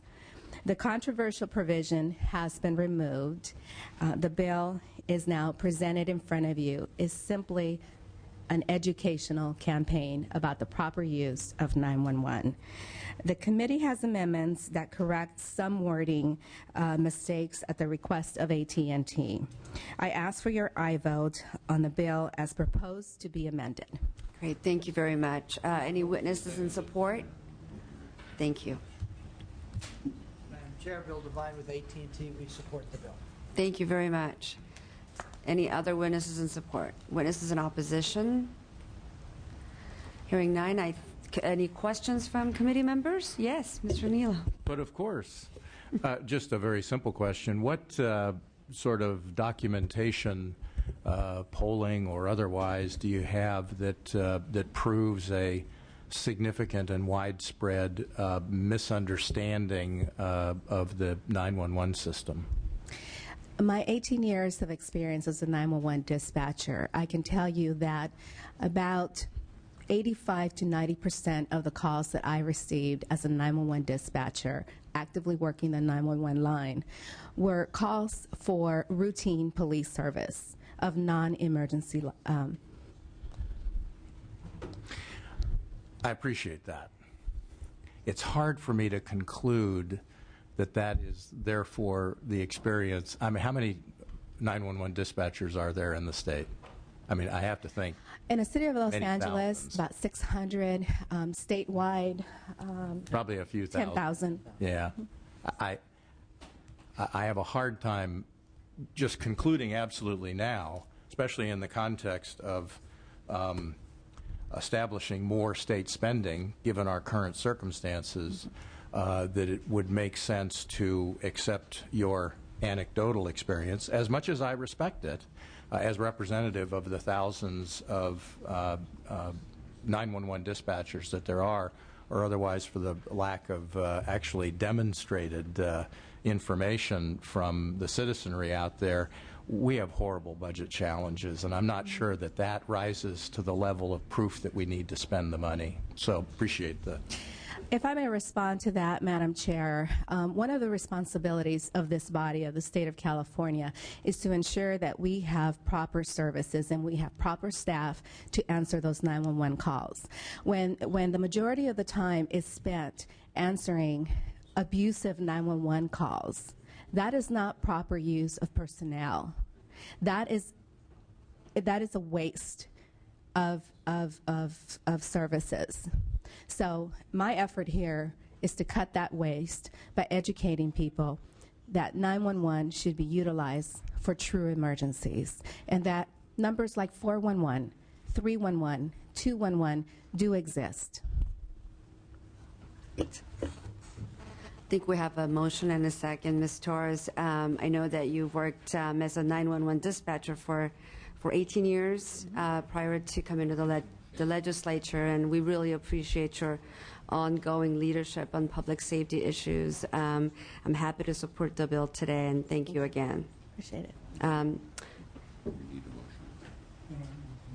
Now, we actually, the bill's been moved and we have a second. However, I've been advised that you'll be amending the bill in appropriations. And today we're moving the bill as is. No, as amended. As amended? As amended. As proposed to be amended. Proposed to be amended? In appropriations. It's a straight motion of due pass with an agreement to take amendments in appropriations. Yes. So. You can always Great. bring it back. So we will move the bill as is. Great. Motion is due pass to appropriation. Hayashi? Aye. Hayashi, aye. Emerson? Emerson, no. Conway? Ing? Ing, aye. Hernandez? Hernandez, aye. Hill? Hill, aye. Nava? Nilo? Nilo, no. John Perez? John Perez, aye. Ruskin? Ruskin, aye. Smythe? Smythe, no. 6-3 measures out. 623 measures out. Thank you again. Thank you very much, members. Thank you. And I'd like to take this opportunity to welcome our new member, Mr. Jerry Hill. Welcome to Assembly Business and Professions Committee. Yeah, so you just showed up. Such an honor. Yeah. Where you been? Mr. Ng, would you like to Why I'm late? present your bill? We had marijuana to deal with this morning. Yeah. Did you bring enough for the rest of us?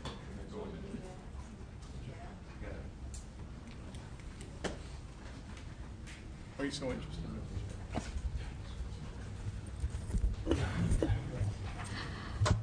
Thank you, Madam Chair. We are addressing AB 1391 at this particular time, which is item number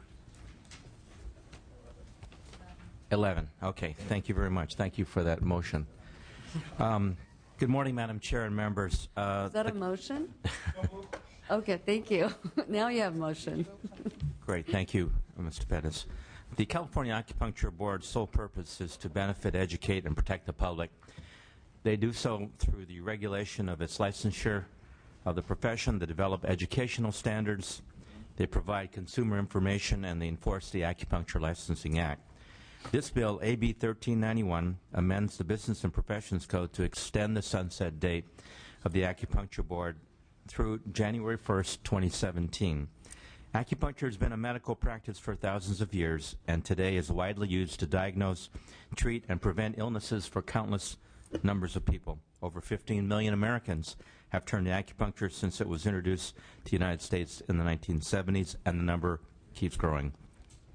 California has the distinction as the country's highest educational standard for use and practice in the profession, and several well-respected educational programs for acupuncturists in the nation. Madam Chair, I have Executive Officer of the California Acupuncture Board, Janelle Wedge, and Sandra Carey, representing the Council of Acupuncture Oriental Medical Associations, here to testify in support of the bill and answer questions that you may have. Thank you, Madam Chair. Thank you. Any witnesses in support of the bill? Welcome. Thank you, Madam Chair and members. It's my pleasure to appear before you today. My name is Sandy Carey. I represent the Council of Acupuncture and Oriental Medicine Associations. We're the sponsor of the bill. As you know, acupuncture has become widely and successfully accessed by patients throughout the state. It has been fully incorporated into the workers' comp system, very successfully used for several years. Acupuncture is relevant, cost-effective, non-invasive, and a science-based primary health care modality. The California Acupuncture Board is charged with the responsibility of oversight of the schooling, training, licensing, practice, and practitioners of acupuncture in this state. These responsibilities are numerous and important to the public safety. There are more licensed acupuncturists in the state of California rather than the whole of the remaining states. The practitioners become more, as practitioners become more acclimated to integrating with Western medicine, the number of practitioners and the challenges facing the practice of the medicine is growing. The board is self-sustaining and with 3 new members promises to be a model for boards and commissions in the DCA system. Given the work and responsibilities of this board, we believe it is clear that the need exists for the board sunset to be extended as recommended in this legislation. Thank you for your consideration, and I respectfully ask for your aye vote. Thank you very much. Any other witnesses in support? Yes, Madam Chair, members of the committee, Deborah Matos, representing Southern California University of Health Sciences, which includes the School of Acupuncture. We've worked with the board for many, many years. We think they do an excellent job as far as public safety for the citizens of the California. Thank you very much. Any other witnesses in support? Honorable Chair and members of this committee, I'm Janelle Wedge, and I'm the Executive Officer of the Acupuncture Board, and I respectfully request your support on AB 1391. Protection of the public is the board's highest priority. This is accomplished through licensing and enforcement of the laws that acupuncturists must abide by. The board promotes safe practice by ensuring that only those persons who have met the educational and examination requirements have been issued an acupuncturist license, and only those who possess a current and valid acupuncture license are allowed to practice.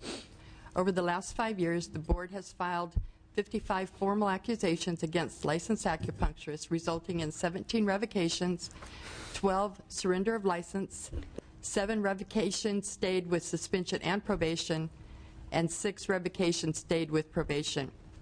In addition, during that same time period, the board has issued 69 citations, which included fines in the amount in excess of $33,000. Major accomplishments over the past 5 years include approving regulations requiring acupuncturists to use single-use needles and to make it unprofessional conduct for an acupuncturist to use a needle more than once. Approved continuing education regulations defining what type of courses licensees can take for credit and the amount of hours required for renewal of license.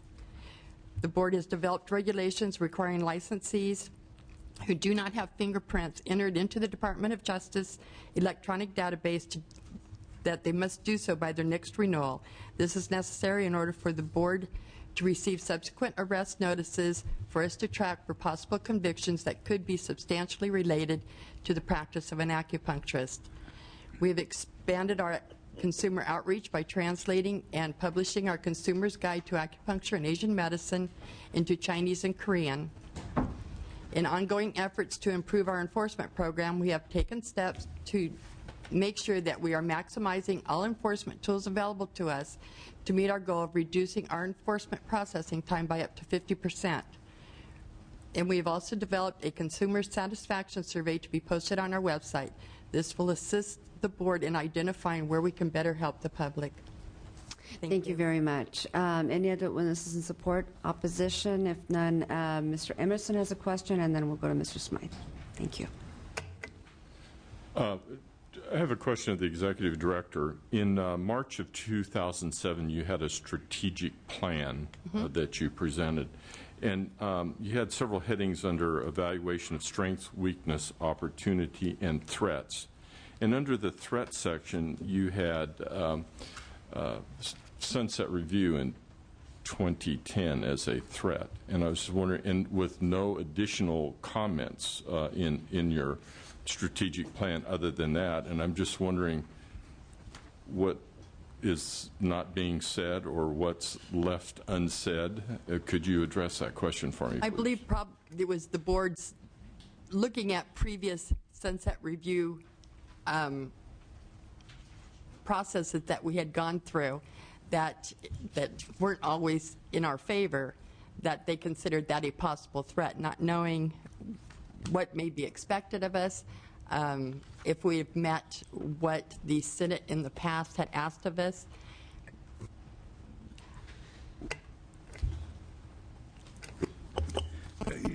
I'm not sure if this is exactly what was going on, but in a lot of organizational development, you do something called a SWOT power analysis, where strengths and weaknesses are a reference to internal activities, and opportunities and threats are external.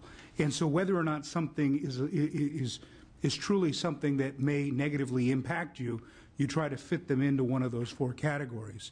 So sunset review as such, in this case, would just be an external factor that they couldn't control in the traditional matrix of a SWOT power analysis. I understand that, but this we're being asked to extend this board without having a true sunset review, and I'm just wondering if there had been any other documents. None of that was provided to us. We had to request that information from you. I'm just wondering what other issues have come up that we haven't seen. I don't believe there are any other issues. And not the comments of the testimony of the executive director withstanding, but I mean, what happens if there is the sunset is not extended? Is there the enforcement and the issues that that you address that the board tackles? Do those fall into the jurisdiction of another purview of another agency? I mean, what from a practical standpoint, what happens if the sunset is not extended? The board ultimately becomes a bureau under the jurisdiction of the Department of Consumer Affairs. Okay. And so that all the so there would still be an agency that monitors and can issue the fines and the licensure. There still is a process. It's not always just through the board. There will still remain a process for graduates and those who want to proceed. It wouldn't be acupuncturists run amok or anything. There'd be. That's correct. Well, if I could add to that, what would happen is then the Bureau, we default into the Bureau running the board, a very important board, and it comes under the Department of Consumer Affairs, which right now is understaffed, overworked. They could not adequately protect the public. What's the cost of the board? I mean, how much is what's your? Our budget is approximately $2.2 million, but we are a special funded agency. We do not generate anything from the general fund. So you get through fines and membership dues and. Correct. Okay. Thank you. Thank you. Any other questions from committee members? Hearing none, Mr. Ng, would you like to close? Thank you, Madam Chair, and thank you for those excellent questions. Having sat on the acupuncture board for 4 years prior to coming to the Assembly, and having actually sat through sunset review, and having reviewed the practices and procedures of this particular board, I am confident that the public will be best protected if we extend the sunset date. That allows the board to continue to operate with transparency and oversight. The board meetings are public records, and I'm confident that an aye vote will protect the public. Respectfully request an aye vote. Thank you. With that, I agree with you, Mr. Ng. It should be extended, and that the bill should move forward today, so that the public will be protected. With that, I'm going to ask the Secretary to call the roll, please. Motion is due pass to appropriations. Hayashi? Aye. Hayashi, aye. Emerson? Emerson not voting. Conway?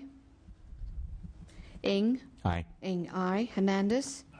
Hernandez, aye. Hill? Aye. Hill, aye. Nava? Nilo? No. Nilo, no. John Perez? Aye. John Perez, aye. Ruskin. Ruskin, aye. Smythe.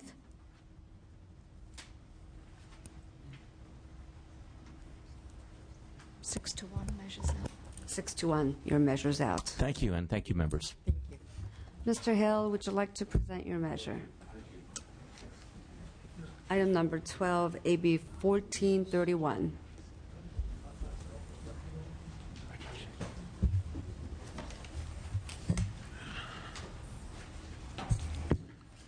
Good morning, Madam Chair and members. In 2009, the legislature approved and the governor signed AB 20X4 by Evans. One provision of AB 20X4 consolidated the Board of Geologists and Geophysicists with the Board of Registration for Professional Engineers and Land Surveyors. The bill transferred all of the roles and responsibilities of the Board of Geologists and Geophysicists to the Board of Registration for Professional Engineers and Land Surveyors. However, the bill did not change the title of the Board of Registration for Professional Engineers and Land Surveyors to reflect the new roles and responsibilities, nor did they include a licensed geologist or geophysicist on the board that oversees geologists and geophysicists.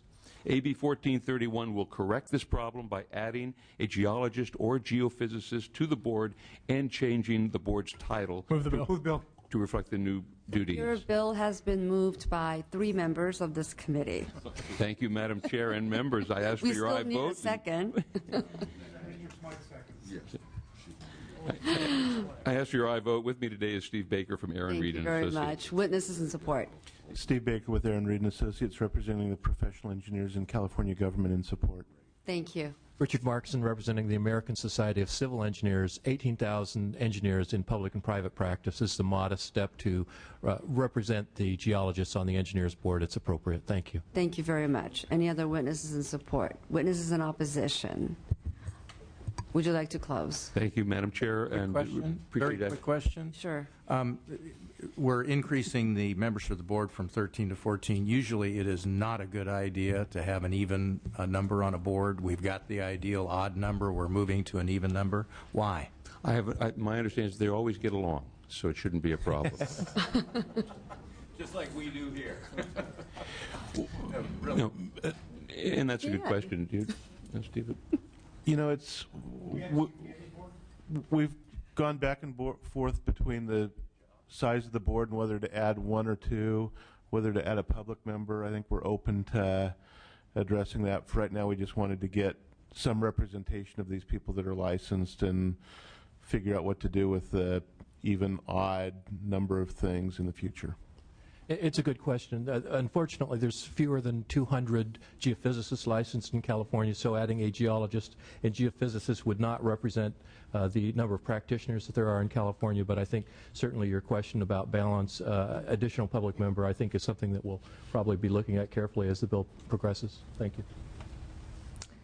Thank you. Would you like to close? No, respectfully ask for your aye votes. Thank you. Great. I think your bill's been moved by almost everyone.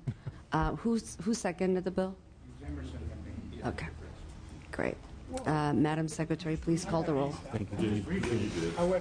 You thirded it. I would just go before when you just started talking. Did you? I didn't hear that. I'm sorry. We're very anxious to move this bill. Thanks. Everybody wants lunch. Great. Thank you. We want 14. No. Motion is due pass to appropriation. Hayashi? Aye. Hayashi, aye. Emerson? Aye. Emerson, aye. Conway? Conway, aye. Ing? Ing, aye. Hernandez? Hernandez, aye. Hill? Aye. Hill, aye. Nava? Nilo? Nilo, aye. John Perez? John Perez, aye. Ruskin? Ruskin, aye. Smythe? Smythe, aye. Thank you.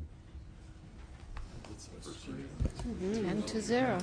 10-0. Your Thank you, measure's Madam. out. Thank you. Thank you. Thank you, members.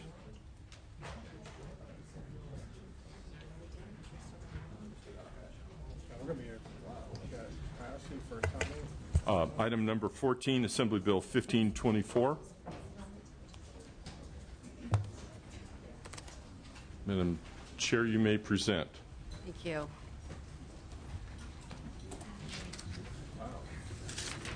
Thank you, Mr. Chair and members. I'd like to present AB 1524, This bill presents an alternative testing method for California dental licensure. Move the bill. Thank you. Bill has been moved in second.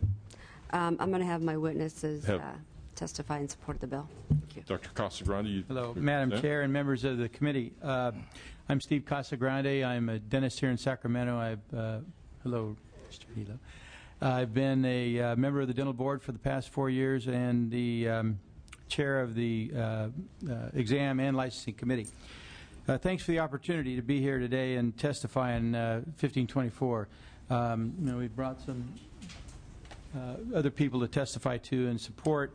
The dental board is a sponsor of this bill, and this bill is really the answer to some 30 years of debate, of discussion at the highest levels of organized dentistry, and will really this bill will put dentistry in California at the cutting edge of licensure in the nation.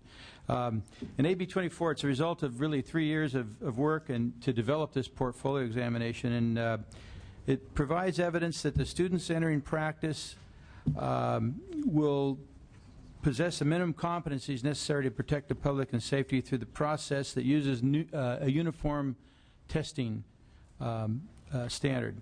The alternative to the current clinical examination, plural, will allow students trained in California to incorporate a clinical exam into their dental school curriculum, and with oversight by the board.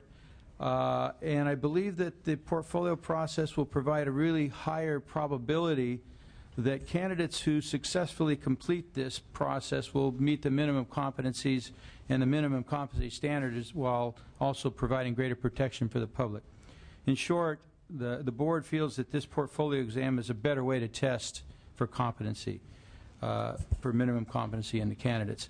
The competencies or proficiencies to be tested in portfolio exam were identified by the schools, the deans, the chairs of departments, the heads of departments, section chairs, along with the California Dental Association, and in consultation with Comira, which is a psychometric testing agency that did 2 studies, major studies on this portfolio, and found it to be legally defensible and a viable method of testing. And through our process in the last 3 years, we found that a lot of the foundation for a portfolio was right there in the schools all along, and that the schools were performing this process, and so implementation is still work in progress, but we believe that it's not going to require any major changes for the schools. And I would like to introduce Dr. Steve Morrow. He was one of my professors in dental school, so he's totally responsible for my professional. I do not claim responsibility for everything Dr. Emerson knows. Why is it and very Dr. little Emerson, of what he that does. you look older than him? I am older than he is. And are you going to testify, Steve? I don't think so, Okay. yes. And then the next gentleman is Dr. Abelson, who is the past dean at USC. And I just want to say, Sig, there's a football head coaching job available there at that school, and you may want to consider that. Thank you. Go ahead. Thank you. You had to bring it up. Do you want me to go? Sig, oh, no. With these guys? Mr. Chilios. Okay. Thank you, Bill. My name is Dr. Stephen Morrow. I'm a professor at the Loma Linda University School of Dentistry, and as Dr. Emerson has said, we are proud to have him as one of our alumni, and I am proud to have had him as one of my students. I am here today speaking on behalf of myself as well as my dean, Dr. Charles Goodacre, and as far as I know, the entire dental community in the state of California is highly supportive of 1524. It is something that we have been working for and dreaming about for a number of years, and that is being able to enter into a cooperative effort with the dental board and the dental education community to better assess the competencies for our students to enter into the practice of dentistry. So I strongly encourage an aye vote on this bill. Thank you. Thank you. Appreciate being here. I'm Sig Abelson. I'm the immediate past dean at the University of Southern California School of Dentistry, and I'm currently am the associate dean of clinical affairs at USC. I, too, am representing the entire administration at USC, strongly supporting this bill. This is what I want to get across to you. This is a unique opportunity to provide a true assessment of a student's ability to attain competency and through their dental education, rather than a weekend or a one-shot type of examination. Here, we, the academics, in cooperation with the dental board, will be able to assess the competency, and a competency is an assessment of the skills, attitudes, and the behavior of a student towards, as assessed in a certain discipline over a longitudinal period of time, which comes into the portfolio. We will have multiple opportunities to assess their competency, and again, at the end of their education, we'll be able to attest, in cooperation with the dental board, whether this student candidate is competent to provide a dental services to the community. So we are supportive and encourage a yes vote on this bill. Thank you. I would ask the remaining to give their name, their organization, and position on the legislation. Dean Chalias with the California Dental Association, here to express our support in principle position on this bill. We do support the concept of portfolio licensure. We have some questions with respect to calibration, verification, implementation, and how the dental board will oversee that process. We've been given assurances by the sponsor of the bill, Dr. Casagrande, and the dental board, that should this bill pass out of this committee, that a work group or series of work groups would be put together, including representatives from the academic institutions, the profession, and the board, to hammer out some of those details. So we look forward to participating in that process. Any additional witnesses in support? Any witnesses in opposition? Questions by the committee? Mr. Perez. You have your psychometrician here, I believe? Yes. I have a question. Given that this is a different testing procedure than that we would have for people going through their education in California as compared to people, am I incorrect that this would be a different process for qualification for in-state versus out-of-state? Yeah, partially. There is still the REB, which is available, Western Regional Examination, and that would be available. This is an alternative pathway, as I understand it. Probably the deans could speak better than I, but there is alternative method. It's not the only method. Right, but for example, when we had different standards for pharmacy in California as opposed to the national standard, when we were one of the last states, you had expressed concerns that there wasn't a psychometric value of the disproportionate rate of passage of California pharmacy students as compared to non-California pharmacy students in the rate of passage of the California exam. So I'm just wondering should we be concerned about this creating a greater advantage for California students as compared to non-California students, and what does that mean for us with respect to the competency of those students? I guess, I'm not sure that's maybe crossover from the psychometric area into more of a policy perspective, and I would pass that on. Okay. First of all, again, Stephen Morrow from Loma Linda. At the present time, I would have to say that the graduates, the candidates that are taking the licensing exam to practice in California have a disadvantage because they weren't afforded the education, the quality of education that California offers. The second thing is that the competencies that the students will be assessed in the dental schools in California during the course of their educational process are the same competencies that are given in the snapshot, 1 point in time, 2.5-day to 3-day examination. The testing community, the educational community, it is fairly well uniform in believing that that is a low reliability, low validity type of a testing process. that the best assessment of an individual's performance is assessment over a period of time with multiple assessment opportunities, which is what we will be doing with Assembly Bill 1524. We will be assessing the students over a period of time with multiple assessment opportunities, which again are the same competencies that they will be taking on a one-shot, in our opinion, low reliability, low validity type of an examination process. Do you have any additional? I think I understand your question. And your question is, are we giving an equal amount of credit to the out-of-state students taking the exam? In the sense we are, that REB exam, this is an alternative exam, so that those that don't meet the requirements of portfolio, and by the way, portfolio is a weeding in process. We're taking the top students down to a certain level. If they can meet portfolio requirements, they're the best students, okay, down to a certain point. The rest that don't meet those requirements take the REB exam. The REB exam is given in 29 states, so out-of-state students have an ample opportunity to take that exam. By and large, they pass that exam. But this exam, this portfolio exam, is a much more difficult, asks for many more areas of competencies.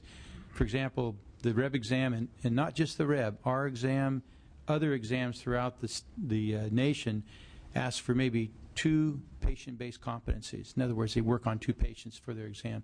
This will require them to work on 6 patients for this. So it's 3 times as many live patient experiences that they have to pass. So it's a difficult, but do we owe our California students this opportunity where we can't really go out of state to do this, but we can do it in state?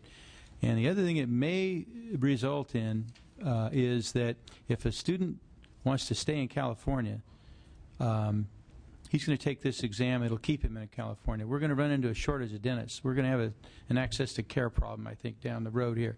As our group starts to retire, we're going to have a problem. And so if it keeps that many more dentists that take this exam and are only licensed in California, so be it. We gain on that. If they take the REB exam, they can go to 29 states with their license if they take it here or wherever. So we think it has that extra side benefit to it, too. Any additional questions? I respectfully request an aye vote. Thank you. All right, thank you. Entertain a motion. Move. Second. I'll second. Please call the roll. Motion is due pass to appropriations. Hayashi? Aye. Hayashi, aye. Emerson? Aye. Emerson, aye. Conway? Conway, aye. Ng? Ng, aye. Hernandez? Hernandez, aye. Hill? Hill, aye. Nava? Nilo? Nilo, aye. John Perez? John Perez, aye. Ruskin? Ruskin, aye. Smythe? Smythe, aye. 10-0. Thank you, members. Thank you. 10-0, your bill's out. Thank you.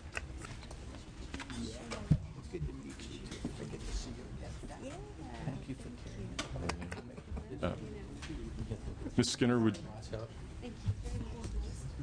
you like to present AB 977, Ms. Skinner? Yes. Item number 6, Assembly Bill 977.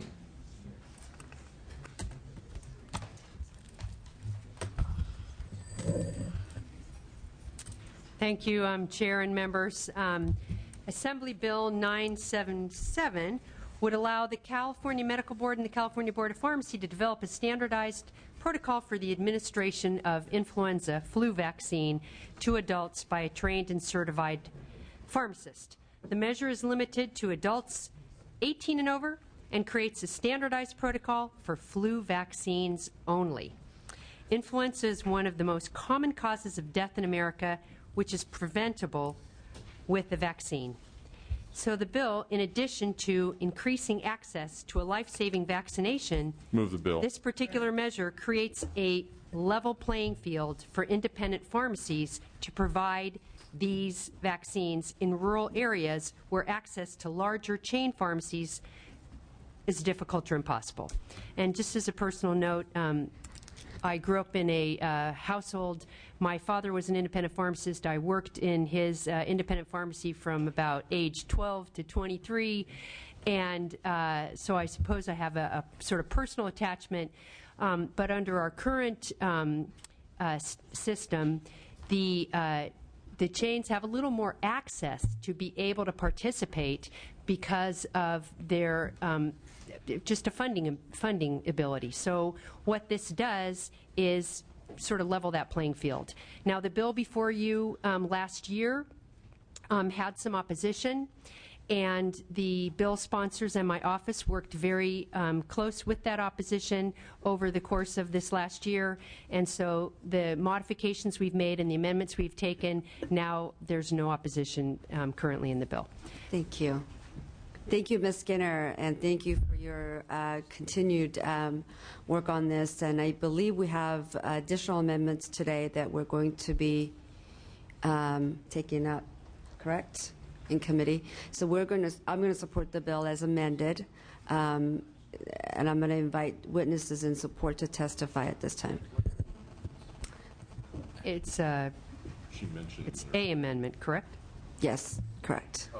Let's have Jim Gross from the California Pharmacists Association speak. Thank you, Mr. Nilo, and Madam Chair, thank you very much. Jim Gross on behalf of the California Pharmacists Association. The amendment would ensure that the medical board was the entity that was directly responsible for the development of this protocol and would consult with the Board of Pharmacy, which is very important in that the Board of Pharmacy will have to enforce any actions that pharmacists ultimately take, but we agree that it is appropriate to have the medical board, in fact, take that lead. So they will consult with the Board of Pharmacy in developing that process.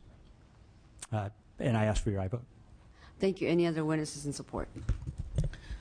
I'm Virginia Harrell. I'm the Board of Pharmacy's Executive Officer. We will have to promulgate the protocol as a regulation, so we will have to make sure that the language allows us to do that. We've done this before with emergency contraception. Thank you.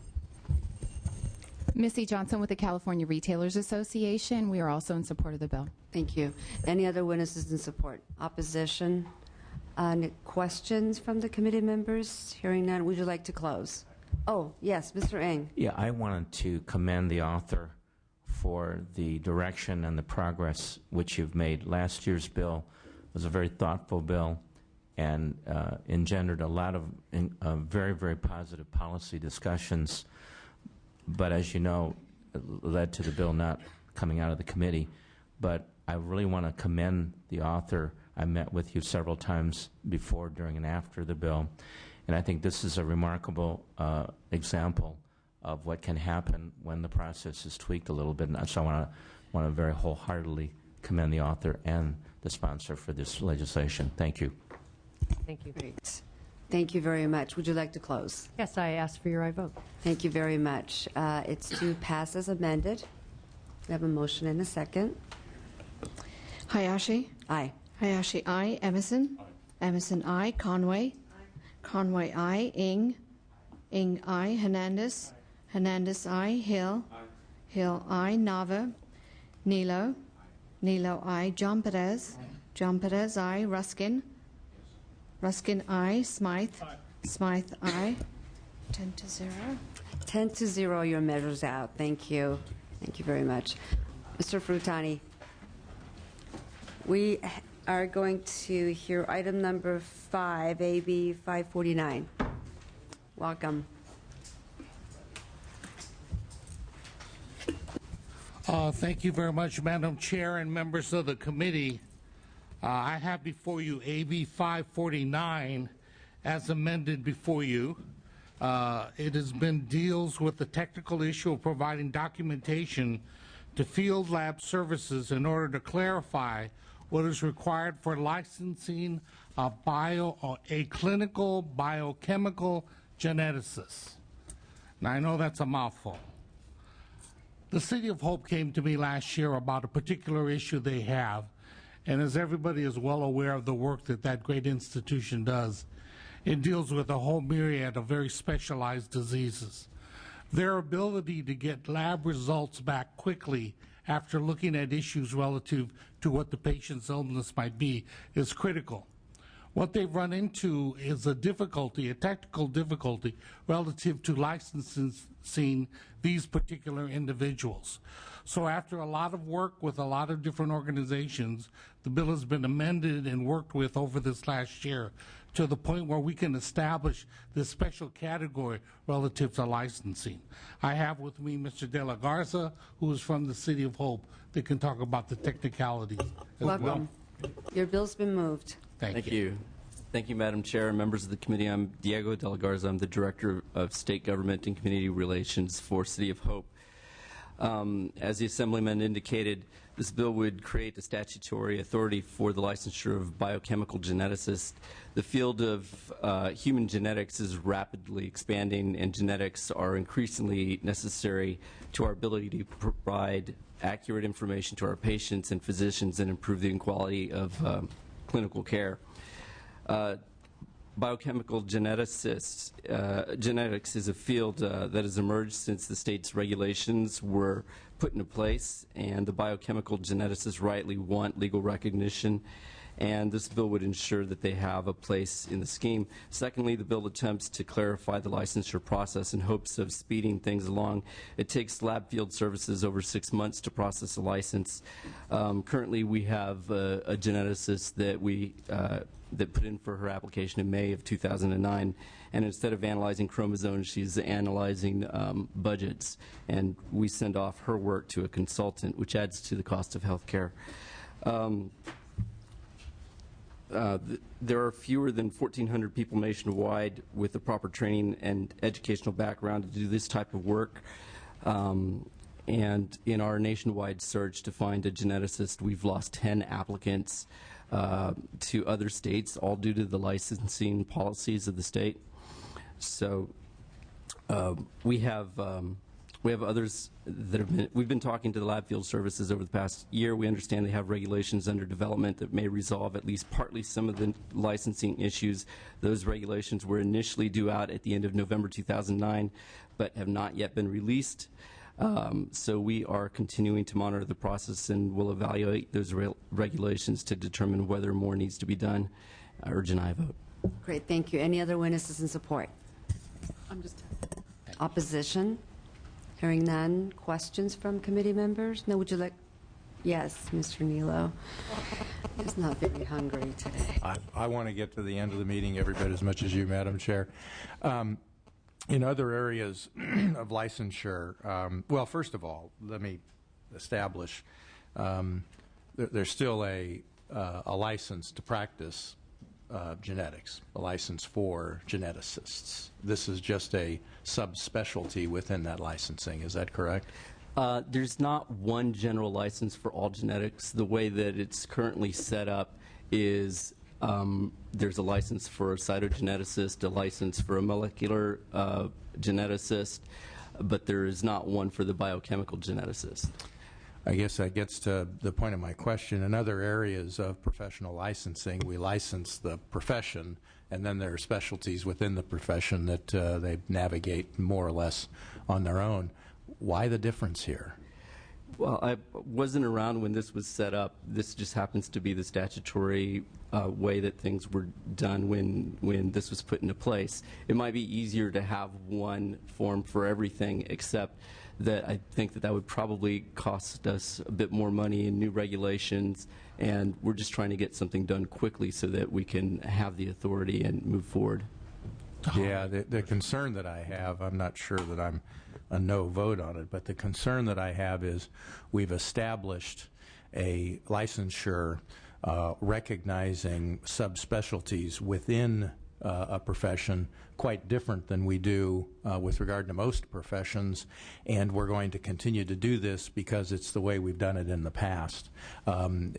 Maybe we should entertain making it a single license, handle the specialties as we do in other areas. Perhaps it would cost more money up front, but perhaps it would save us money ongoing, because especially with a field like this, it is dynamic, it is ever-changing, and we will probably continue to see specific subspecializations within the practice of geneticism, I guess you'd say. And so we'd be forever doomed to continue to address the policy issue this way.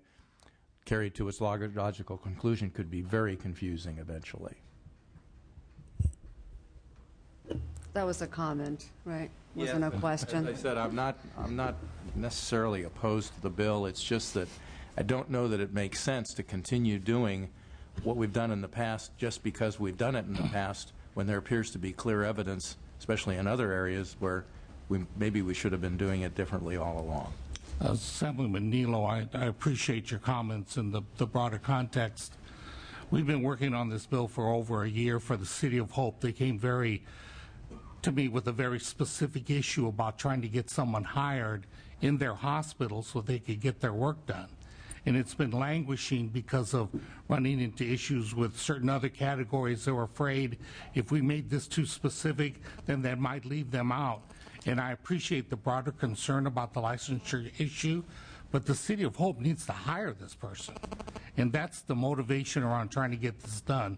And I think the bigger issues you're explaining are critical and important, but my appeal for the high vote on this today is because specifically the City of Hope is trying to save some lives. Just let it go. Okay. The bill's been moved. We're going to take that as your close. Thank you. Madam Secretary, please call the roll. Motion is due pass to appropriations. Hayashi? Aye. Hayashi, aye. Emerson? Emerson, aye. Conway? Conway, aye. Ing? Ing, aye. Hernandez? Hernandez, aye. Hill? Hill, aye. Nava? Nilo? Nilo, aye. John Perez? John Perez, aye. Ruskin? Ruskin, aye. Smythe? Smythe, aye. 10-0, your measures out. Thank you, Madam Chair. Thank you, committee members. Okay, we're going to lift the call on 3 items.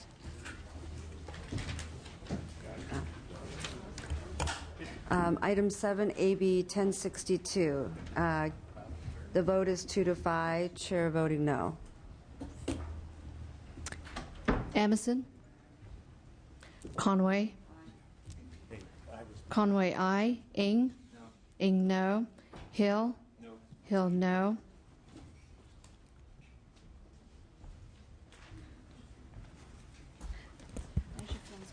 What's the vote? 3 to 7, that measure fails. Item number 8, AB 1063, vote 2-5, chair voting no. Emerson? Conway? Conway, aye. Hill?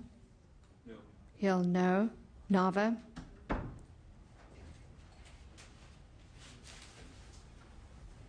Three to 6, that measure fails. Item number 9, AB 1064, current vote 3-5, chair voting no. Conway? Aye. Conway, aye. Hill? No. Hill, no. Nava?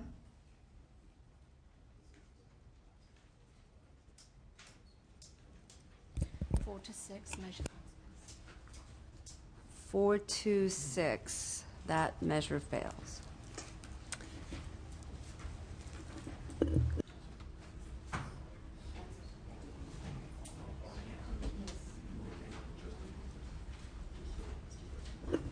We're going to ask members to add on at this time, please.